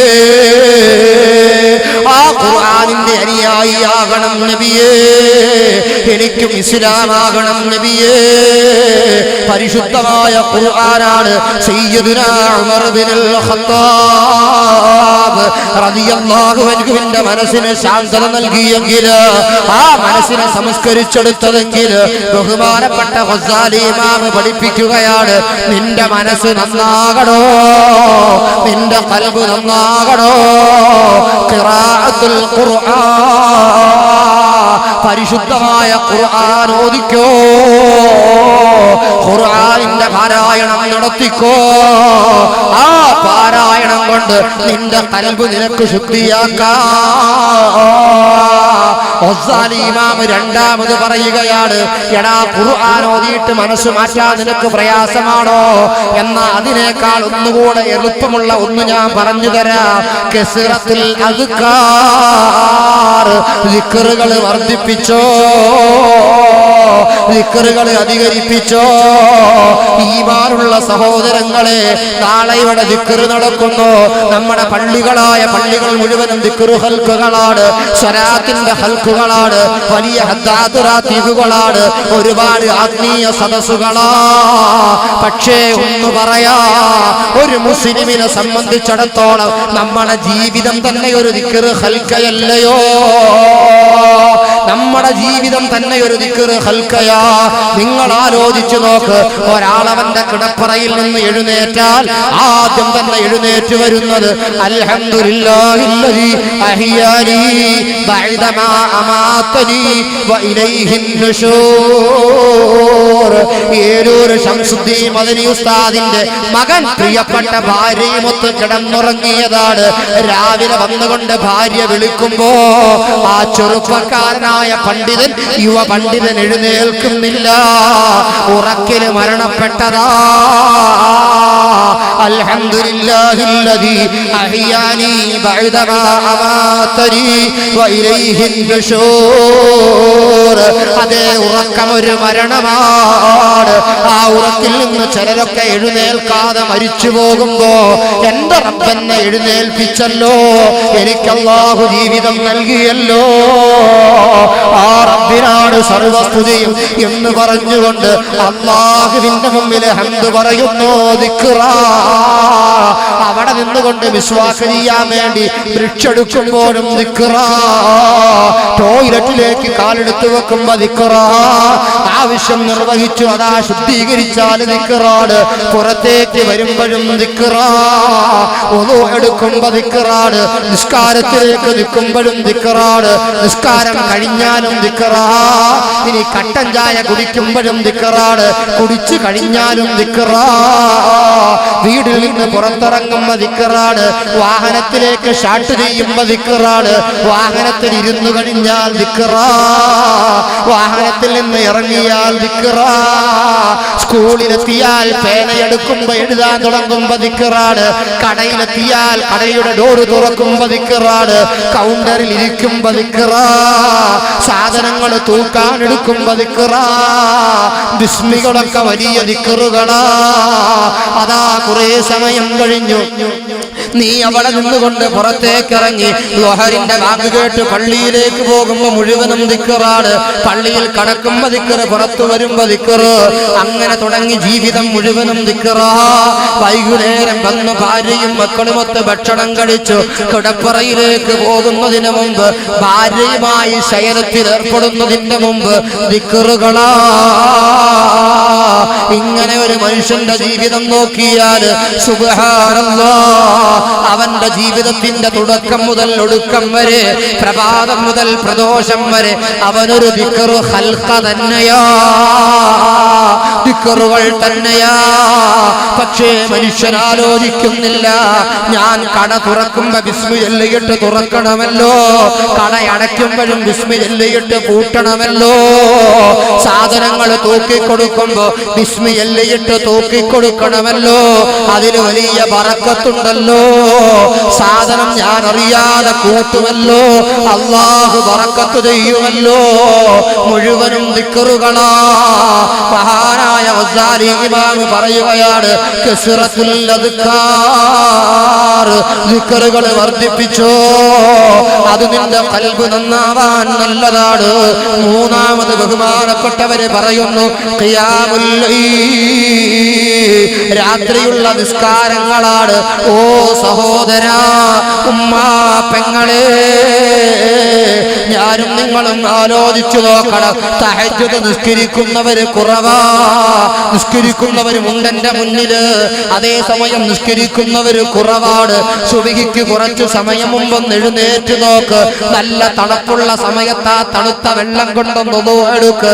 എല്ലാവരും കിടന്നുറങ്ങുന്ന സമയത്ത് നീ നിന്റെ വീടിന്റെ ഉള്ളറയിലുള്ള റൂമില് ഖിബിലയ്ക്ക് അഭിമുഖമായി മുസല്ല വിരിച്ചിട്ട് അല്ലാഹുവിന്റെ മുമ്പിൽ എല്ലാവരും കിടന്നുറങ്ങുന്ന സമയത്ത് രാപ്പാടികളുടെ പാട്ടുകൾ നിലച്ചു പോകുന്ന പാതിരാവിന്റെ മറവില് അല്ലാഹുവിന്റെ മുമ്പിൽ ഒരു 2 റക്അത്ത് നിസ്കരിക്കുന്നുണ്ടോ? അത് അല്ലാഹുവിന് എന്തൊരു ഇഷ്ടമാണെന്നറിയുമോ? അല്ലാഹുവിന് എന്തൊരു സന്തോഷമാണെന്നറിയുമോ? അതേ, ആ നിസ്കാരം അത് നിന്റെ ഖൽബിനെ നന്നാക്കുമെന്ന് സയ്യിദുനാ ഗസാലി റളിയല്ലാഹു തആല അൻഹു ഓർമ്മപ്പെടുത്തുകയാണ്. സഹോദരങ്ങളെ, ഈ 3 കാരണവും പറഞ്ഞിട്ട് അവസാനം ബഹുമാനപ്പെട്ട ഗസാലി ഇമാം പറഞ്ഞ മറുപടി എന്റെ സഹോദരന്മാരുടെ മുന്നിൽ വെച്ചുകൊണ്ട് ഇൻഷാ അല്ലാഹ് ഞാൻ ചുരുക്കുകയാണ്. ബഹുമാനപ്പെട്ട ഇമാമുനാ ഗസാലി റളിയല്ലാഹു തആല അൻഹു അവസാനമായി ഓർമ്മപ്പെടുത്തുകയാണ്, ഓ മുസ്ലിമേ, മുസ്ലിമായ ഉമ്മ, മുസ്ലിമായ ചെറുപ്പക്കാരാ, ഖുർആൻ ഓതിയിട്ട് നിന്റെ ഖൽബ് നന്നാകുന്നില്ലേ?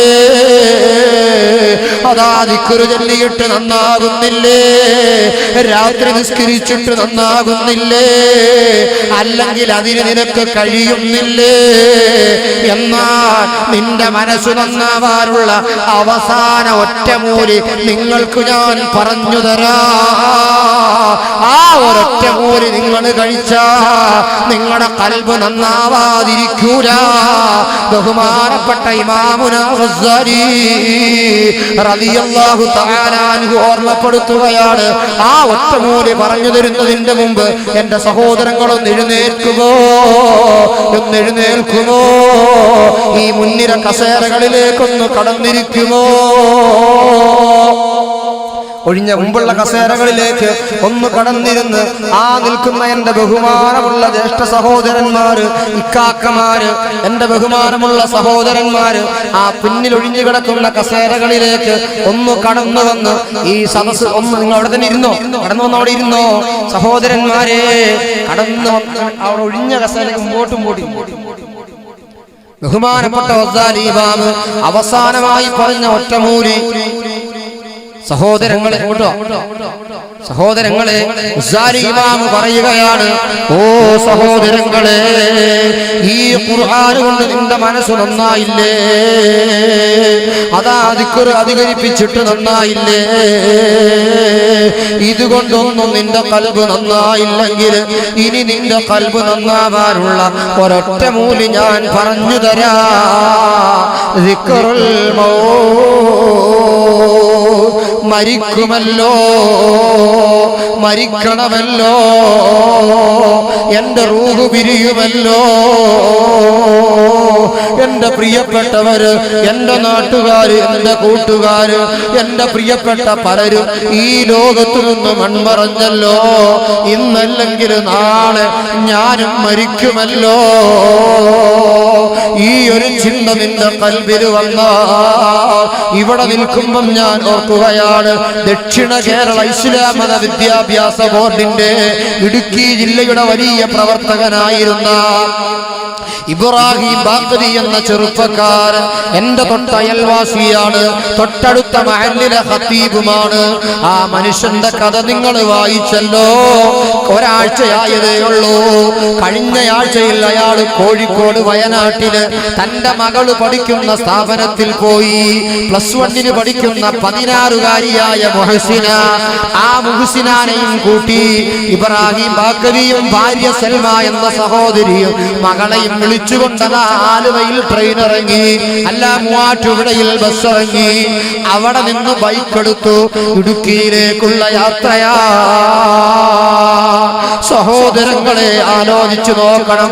ബൈക്കിൽ യാത്ര ചെയ്ത് കുറെ മുന്നോട്ട് വന്നപ്പോ ഇബ്രാഹിം ബാക്കവി അവിടെ പള്ളിയിലെ മുഅദ്ദിനക്ക് വിളിച്ചു പറഞ്ഞു, എടാ മുലിയാരെ, ഞാൻ എത്താൻ താമസിക്കും, സുബ്ഹി ശ്രദ്ധിച്ചോളണം, സുബ്ഹി ശ്രദ്ധിച്ചോളണം എന്ന് വിളിച്ചു പറഞ്ഞ ആ ചെറുപ്പക്കാരനായ യുവപണ്ഡിതൻ ഭാര്യയും മകളും ഒത്ത് ബൈക്കിൽ ഇങ്ങനെ മുന്നോട്ട് വന്നു.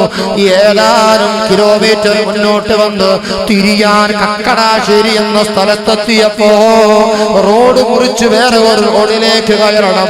ആ ചെറുപ്പക്കാരനായ പണ്ഡിതനും ഭാര്യയും മകളും സഞ്ചരിക്കുന്ന ബൈക്ക് റോഡിൽ നിന്ന് അല്പമങ്ങ് തിരിഞ്ഞപ്പോ അല്ലാ അല്ലാ സുബ്ഹാനല്ലാഹ്, പിന്നിൽ നിന്ന് വന്ന ഗ്യാസ് കൊണ്ടുപോകുന്ന വലിയ ഒരു വണ്ടി, വലിയ ഒരു 407 പോലെയുള്ള ഒരു വണ്ടി, ഗ്യാസ് കൊണ്ടുപോകുന്ന വണ്ടിയാണ്. ആ വണ്ടി കൊണ്ടുവന്ന് ബൈക്കിനിടിച്ചു എന്ന് മാത്രമല്ല, ആ മനുഷ്യന്റെ കയ്യിലൂടെ കയറിയിറങ്ങി പാവപ്പെട്ട ഭാര്യ സൽമായുടെ ശരീരത്തുകൂടെ ആ ടയറുകൾ ഇങ്ങനെ ഉരച്ചുകൊണ്ട് 15 മീറ്ററോളം മുന്നോട്ട് കൊണ്ടുപോയി വാഹനം നിർത്തുമ്പോ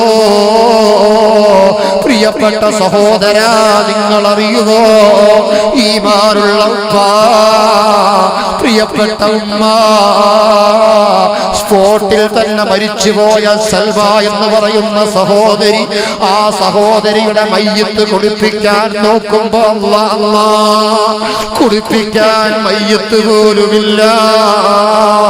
വലിയ ഭാരമുള്ള വാഹനത്തിന്റെ ടയറിന്റെ അടിയിൽ ഇങ്ങനെ ചമ്മന്തി പോലെ അരഞ്ഞുപോയ നടുറോഡിലൂടെ ശരീരത്തിലെ മാംസങ്ങൾ മുഴുവനും അതാ ടാറിലിങ്ങനെ പറ്റിപ്പിടിച്ചിട്ട് ഫയർഫോഴ്സ് വന്ന റോഡ് കഴുകി വൃത്തിയാക്കിയിട്ടാണ് അവിടെ കടന്നിരുന്ന എല്ലിന്റെ കഷണങ്ങൾ പെറുക്കിക്കൊണ്ടുവന്ന് തൊടുപുഴയുടെ വണ്ണപ്പുറമെന്ന സ്ഥലത്ത് ഖബർസ്ഥാനിൽ മറമാടിയത്.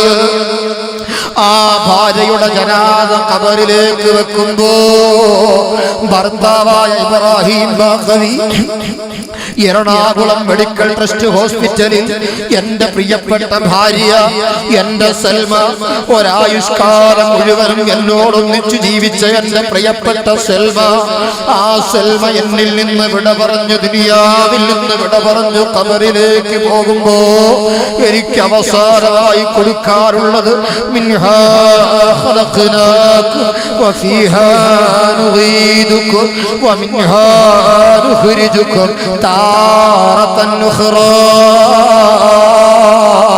അതേ പ്രിയപ്പെട്ട ഭാര്യയുടെ ഖബറിന്റെ മീതേക്ക് ഒരു പിടി മണ്ണ് വാരിയിടാനാണ് ആശ വെക്കുന്നത്.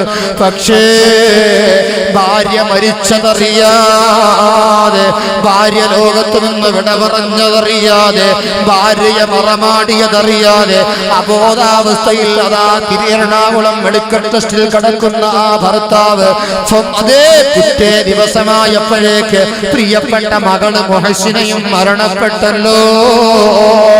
ഉമ്മാക്ക് വെട്ടിയ ആ ഖബറിനോട് ചേർന്നുകൊണ്ട് മുഹസിന എന്ന 16കാരിക്ക് ഖബറ് വെട്ടി ആ ഖബറിലേക്ക് മുഹസിനായുടെ ജനാസ കൊണ്ടുവന്ന് ഇറക്കി വെക്കുമ്പോ പിന്നിലതാ 2 മുഴം നീളമുള്ള ചെറിയ ഒരു മയ്യത്ത് പോലെ കഫം കൊണ്ട് പൊതിഞ്ഞ ഒരു സാധനം കൊണ്ടുവരുന്നു. ആളുകളാ ചോദിക്കുകയാണ്, എന്താണ് ആ കൊണ്ടുവരുന്നത്? ഇവിടെ വേറെ ഖബറില്ലല്ലോ, മുഹസിനാക്ക് ഒരു ഖബറ് മാത്രമേ ഉള്ളല്ലോ. അപ്പോഴാണ് പറയുന്നത്, വാഹനത്തിൽ നിന്ന് തെറിച്ചു വീണപ്പോ ഗ്യാസ് വണ്ടിയുടെ ടയറ് കയറിയിട്ട് അറ്റുപോയ ഇബ്രാഹിം ബാഖവിയുടെ കൈ അതാ കഴുകി കഫം ചെയ്ത് കൊണ്ടുവരികയാ. മകളാകുന്ന മുഹസിനായുടെ ജനാസയോടൊന്നിച്ചു മറമാടാൻ വേണ്ടി സ്വന്തം പിതാവിന്റെ അറ്റുപോയ കൈ കൊണ്ടുവരുന്നു. ആ കൈ മറമാടുന്നു. ഖബറിൽ ആ പ്രിയപ്പെട്ട പൊന്നുമോൾക്ക് കൂട്ടിന് ഉപ്പാടെ കൈ മാത്രമാ. ഭാര്യ മരണപ്പെട്ടതറിയാതെ, പൊന്നുമോള് മരണപ്പെട്ടതറിയാതെ മെഡിക്കൽ ട്രസ്റ്റിൽ അബോധാവസ്ഥയിൽ കഴിയുന്ന ആ ബാന്ധവി എന്ന പണ്ഡിത സഹോദര, ഈമാനുള്ള ഉപ്പ, പ്രിയപ്പെട്ട പെങ്ങളെ, ആലോചിച്ചു നോക്കു നിങ്ങൾ, ചിന്തിച്ചു നോക്കു നിങ്ങൾ. മരണസ്മരണ കൊണ്ടല്ലാതെ ഇനി നിങ്ങളുടെ കൽബ് മാറ്റാൻ മറ്റൊരു മറുമരുന്നില്ല. ആലോചിച്ചു നോക്കു നിങ്ങൾ. ഇവിടെ ഞാൻ നിൽക്കുമ്പോ ഈ സദസ്സിലെ നിറസാന്നിധ്യമായിട്ടുണ്ടാവേണ്ടിയിരുന്ന, കഴിഞ്ഞ വർഷം ഞാൻ പലപ്പോഴും കണ്ടുപോയ നല്ല കാണാനും സിംബളനായ വെളുത്തു തൊടുത്ത ഈ പ്രദേശത്തിന്റെ ജീവനാടിയായിരുന്ന, എല്ലാ പ്രശ്നങ്ങൾക്കും നല്ല ആവേശത്തോടെ സംവദിച്ചിരുന്ന മൈരാഗപ്പള്ളി പ്രദേശത്തുകാരനായ, പാട്ടുപുരക്കുറ്റി പ്രദേശത്തുകാരനായ, ഈ നാട്ടുകാരനായ നമ്മുടെ പ്രിയപ്പെട്ട പൊന്നുമോൻ അബ്ദുസ്സലീം ഇന്ന് ഖബറിലല്ലേ? ആ സലീമിന്റെ ഒപ്പം യാത്ര ചെയ്ത സുഹൈല് എന്റെ ശബ്ദം ശ്രവിക്കുന്നുണ്ട് എന്ന് ഞാൻ മനസ്സിലാക്കുകയാണ്. അതേ സമയത്ത് ആ സുഹൈലിനോടൊന്നിച്ച് യാത്ര ചെയ്ത പ്രിയപ്പെട്ട പൊന്നുമോനായ അബ്ദുസ്സലീം, അവന്റെ ഉപ്പയും ഉമ്മയും സഹോദരിയും ഉണ്ടായിരുന്ന ആ വാഹനത്തിന്റെ അടിയിൽ തന്നെ പെട്ടുകൊണ്ട് നടുറോഡിലെ തലച്ചോറ് ചിതറി മരണപ്പെട്ടില്ലേ? സലീം ലോകത്തോട് വിട പറഞ്ഞില്ലേ?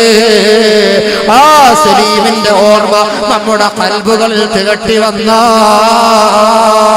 ആ ഓർമ്മകൾ നമ്മുടെ കൽബുകളിൽ കടന്നു വന്ന, ആ ഓർമ്മകൾ നമ്മുടെ മനസ്സുകൾ ദിഗന്ധങ്ങളായി വന്ന, നമുക്ക് വന്ന് ചിന്തിച്ചുകൂടെ?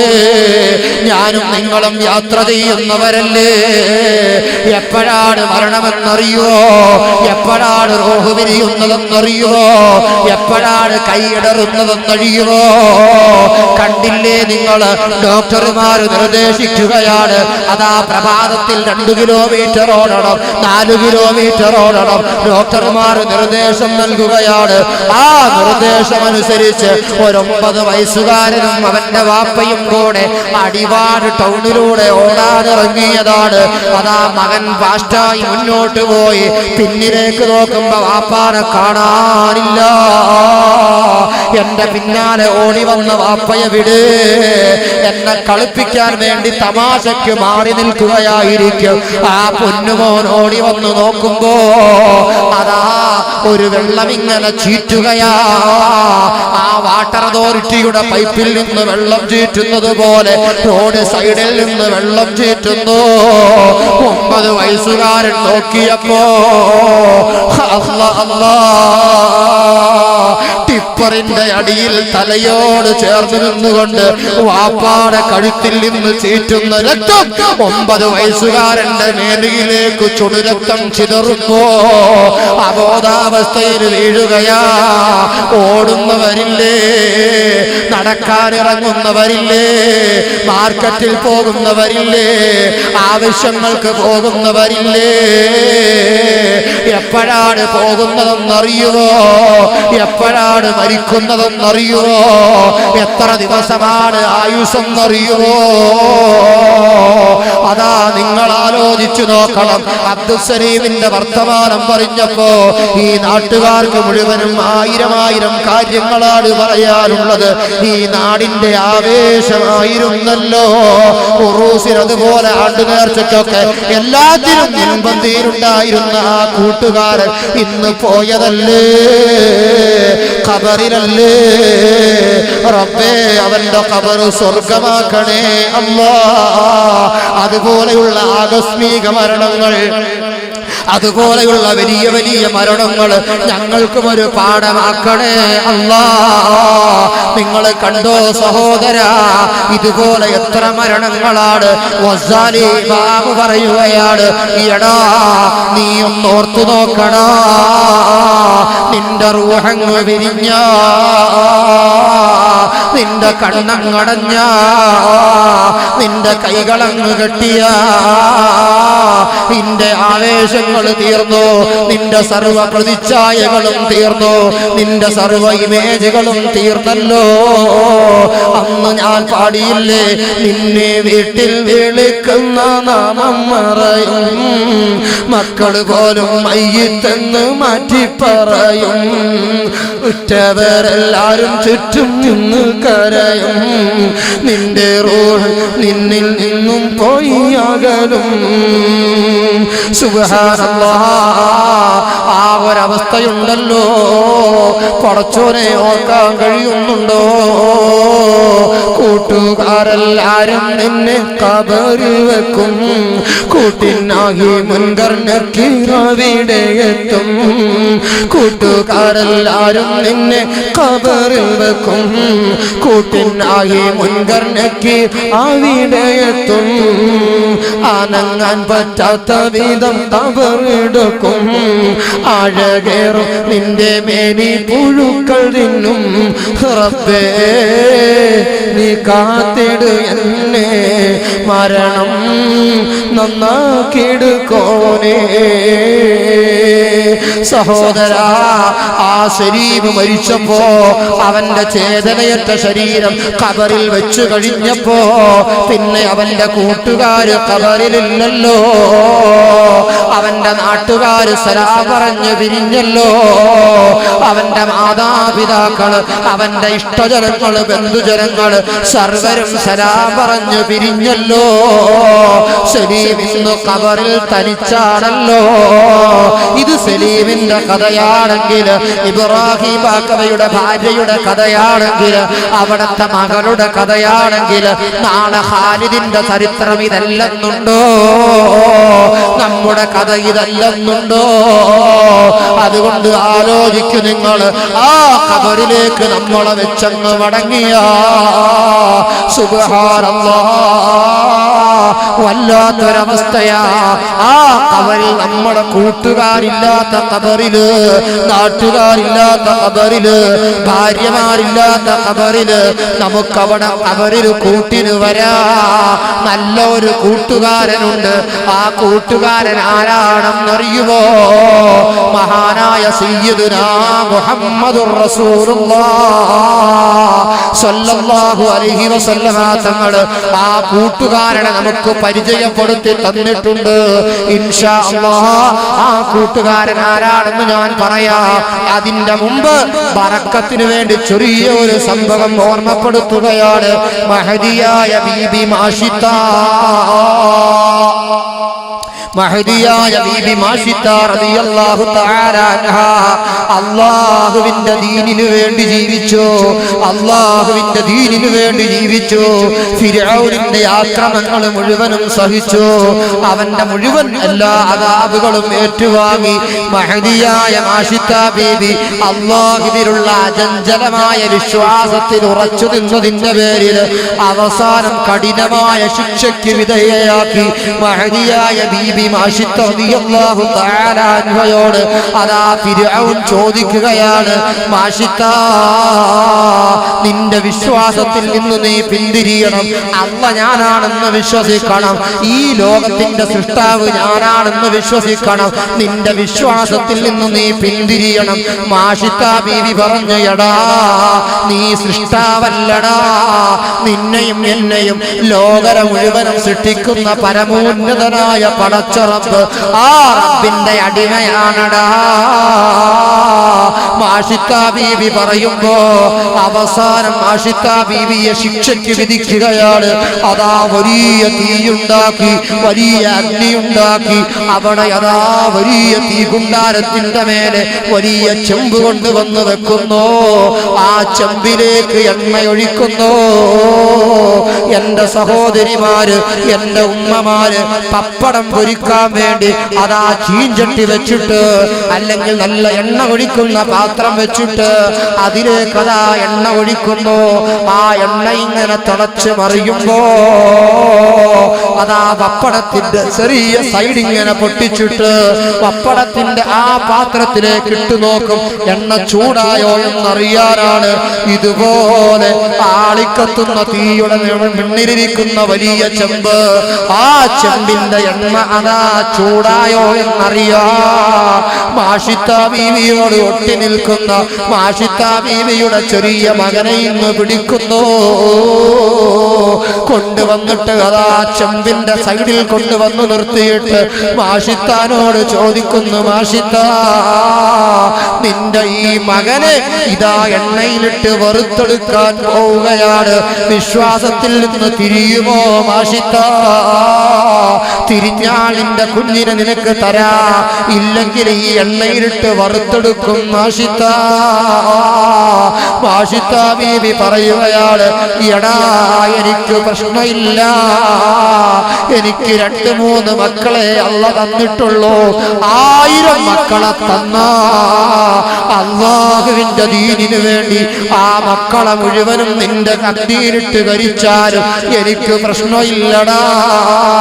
നോക്കി നിൽക്കുമ്പോഴാണ്, ഉമ്മ ഇങ്ങനെ നോക്കി നിൽക്കുമ്പോഴാണ് മകനെ പിടിച്ചുകൊണ്ട തിളച്ചു മറിയുന്ന എണ്ണയിലേക്ക് വലിച്ചെറിയുമ്പോ വപ്പടത്തിന്റെ ചെറിയ പീസ് കടന്ന് നല്ലതുപോലെ പൊരിയുന്നത് പോലെ മാഷിത്താ ബീവിയുടെ ആ ചെറിയ മകനതാ എണ്ണയിൽ കടന്ന് പൊരിയുന്നു. ഒരു കരിക്കട്ട പോലെ കരിഞ്ഞുണങ്ങുന്നു. മാഷിത്താ ബീവിയോട് ചോദിക്കുകയാണ്, ഓ മാഷിത്താ, അവശേഷിക്കുന്ന മക്കളുണ്ട്, ആ മക്കളെയും ഇതിലെറിയാൻ പോവുകയാണ്. വിശ്വാസത്തിൽ നിന്ന് തിരിയുമോ മാഷിത്താ? മഹദിയായ മാഷിത്താ ബീവി പറയുകയാണ്, എടാ എറിഞ്ഞോ, എനിക്ക് പ്രശ്നമില്ലടാ. അതാ 2ാമത്തെ മകനെ പിടിക്കുന്നു. മാഷിത്താ ബീവി നോക്കി നിൽക്കുമ്പോ ആ കത്തുന്ന അഗ്നിയിലേക്ക് അതാ വലിച്ചെറിയുന്നു. ആ മകനതാ കിടന്ന് തിളച്ചു മറിയുന്നു. തിളച്ചു മറിയുകയാണ്. ഈമാനുള്ള സഹോദരങ്ങളെ, മാഷിത്താ ബീവി നോക്കി നിൽക്കുകയാണ്. കണ്ടമിടറുന്നുണ്ട്. അതാ സലീം എന്ന പൊന്നുപോലെ വാപ്പ സഞ്ചരിച്ചിരുന്ന വാഹനത്തിലേക്ക് അവന്റെ ബൈക്ക് അടിയിലേക്ക് കയറി അവൻ പിടഞ്ഞ് മരിക്കുന്നത് കാണുമ്പോ ആ വാപ്പാന്റെ മനസ്സിന്റെ അവസ്ഥ എന്താണ്? എന്നാൽ ഇവിടെ കണ്ടോ, സ്വന്തം മക്കളെ അതാ പൊരിയുന്ന എണ്ണയിലേക്ക് ഇടുന്നു. വെന്ത് മരിക്കുന്നത് ഉമ്മ നോക്കിക്കാണുന്നു. 2 മക്കളും തീർന്നു. ഇനി ചെറിയ ഒരു മകനാ, ദാഹം അമ്മിഞ്ഞ പാലിന്റെ നിർമ്മണം മാറാത്ത ചെറിയ കുഞ്ഞുമോനാ. ആ കുഞ്ഞുമോനെ നെഞ്ചോട് ചേർത്ത് പിടിച്ചിരിക്കുകയാണ് മാഷിത്താ ബീബി റളിയല്ലാഹു തആല അൻഹാ. മാഷിത്താ ബീബി റളിയല്ലാഹു തആല അൻഹാ നെഞ്ചോട് ചേർത്ത് വെച്ചിരിക്കുകയാ. അപ്പോഴാണ് ഫിർഔനിന്റെ അഹ്ലുകാർ വിളിച്ചു പറയുന്നത്, മാഷിത്താ, നീയും നിന്റെ മകനുമാണ് ഇനി ചാടേണ്ടത്. വിശ്വാസത്തിൽ നിന്ന് പിന്തിരിയുമോ മാഷിത്താ? പിന്തിരിയുമോ മാഷിത്താ? അപ്പോഴാണ് മാഷിത്താ ബീബി റളിയല്ലാഹു അൻഹാ അടിവെച്ച് നിങ്ങൾ ആലോചിച്ചു നോക്കണം. അതാ മുല കുടിക്കുന്ന കുഞ്ഞുമോൻ കയ്യിലുണ്ട്. നടന്ന ചെമ്പിന്റെ ചാരത്ത് വന്നു. ആ ചെമ്പിലേക്ക് ചാടാൻ വേണ്ടി നിൽക്കുകയാ. മഹദിയായ മാഷിത്താ ബീബി റളിയല്ലാഹു അൻഹാ അവിടെ നിന്നുകൊണ്ട് വിളിച്ചു പറഞ്ഞു, എടാ, ചാടാൻ എനിക്ക് പ്രശ്നമില്ല, ഞാനിതാ അല്ലാഹുവിന് വേണ്ടി ഇവിടെ ഷഹീദാവുകയാ, ഈ അഗ്നിയിൽ വീഴാൻ പോവുകയാ.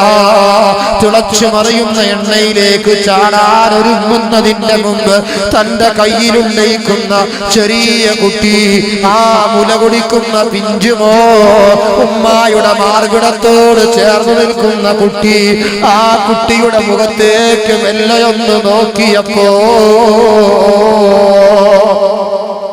സുബ്ഹാനല്ലാഹ്,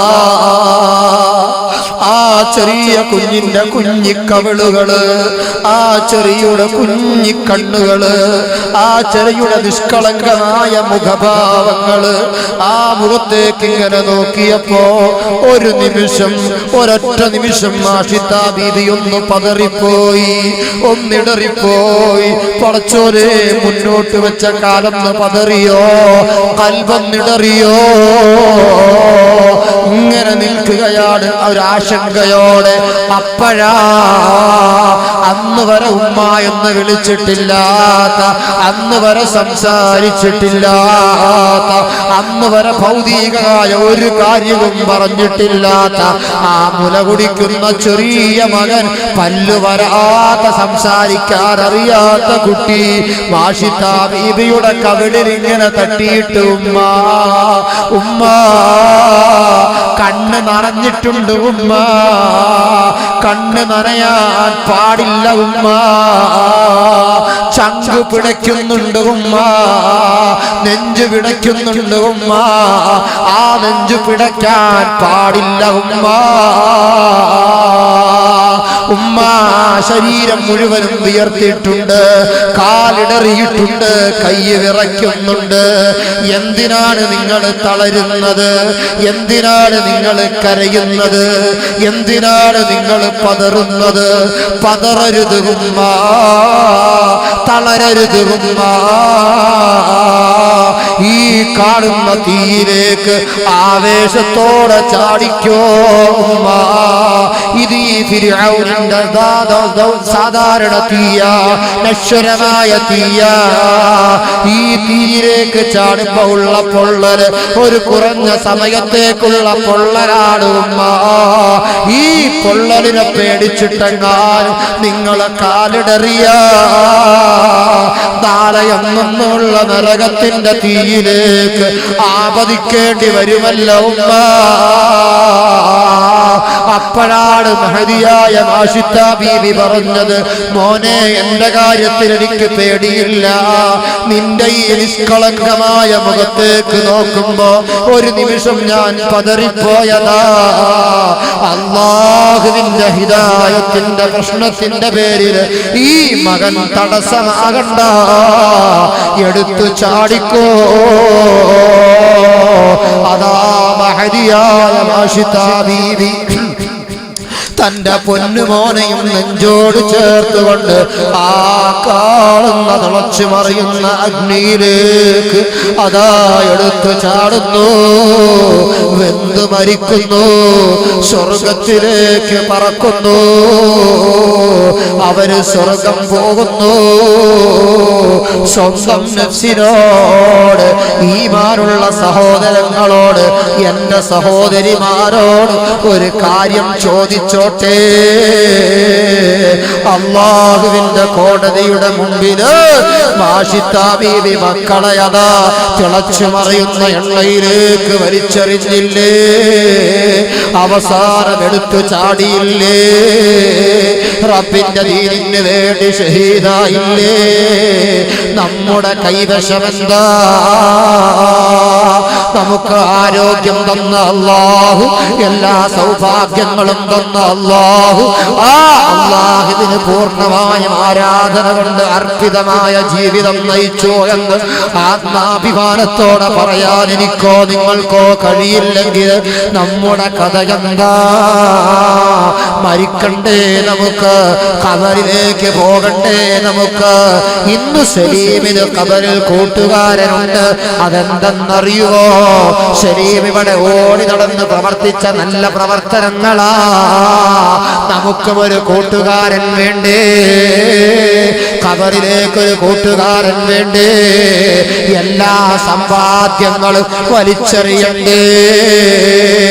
നമ്മുടെ സർവ്വ ബാലൻസുകളും ഇവിടെ ഉപേക്ഷിച്ചുകൊണ്ട് ഒരു 3 കഷണം തുണിയില് നമ്മുടെ ജനാസ കൊണ്ടുപോകുമ്പോ ആ ഖബറിൽ നമുക്കൊരു കൂട്ടുകാരൻ വേണ്ടി മഹാനായ സയ്യിദുനാ മുഹമ്മദുർ റസൂലുള്ളാഹ് ആരംഭപ്പൂവായ നബി തങ്ങൾ പറയുകയാണ്, നിന്റെ ഖബറിൽ ആരാരുമില്ലാത്ത ഇരുൾമുറ്റിയ ഖബറിൽ നിനക്കുള്ള കൂട്ടുകാരൻ ആരെന്നറിയോടാ? നീ അല്ലാഹുവിന്റെ ദീനിനു വേണ്ടി ചില സമയങ്ങളിൽ നിറഞ്ഞ മനസ്സോടെ ആരെയും പ്രീതിപ്പെടുത്താനല്ല, ഒന്നുമില്ലാതെയാണ് നീ നിന്റെ ഉമ്മാടെ ഗർഭാശയത്തിൽ നിന്ന് വന്നത്.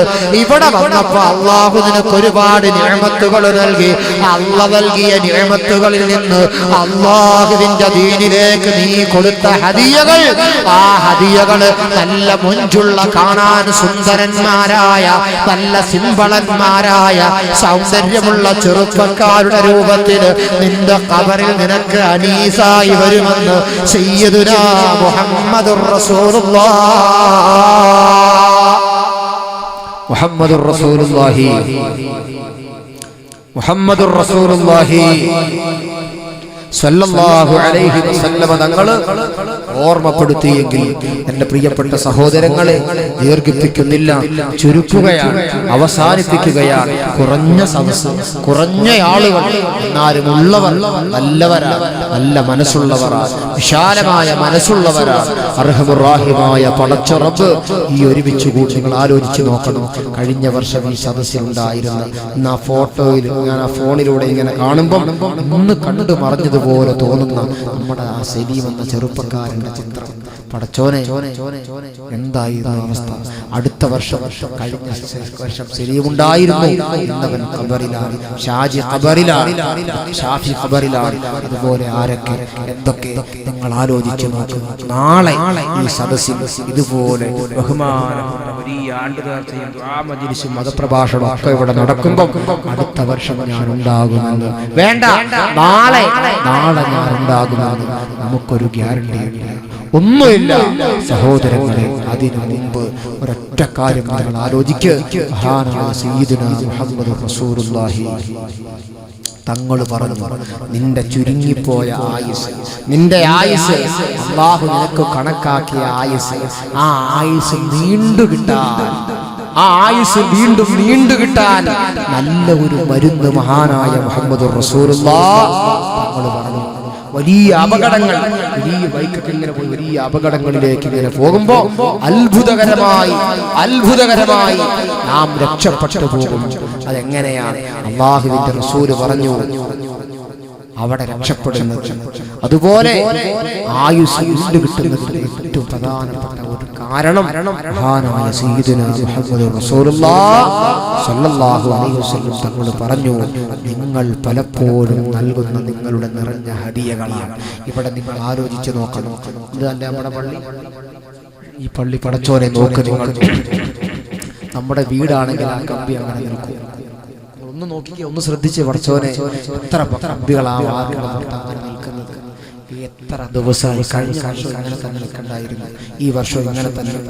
നമ്മുടെ ഒരു വീടാണെങ്കിൽ പണി കഴിയാതെ ഇടും നമ്മൾ.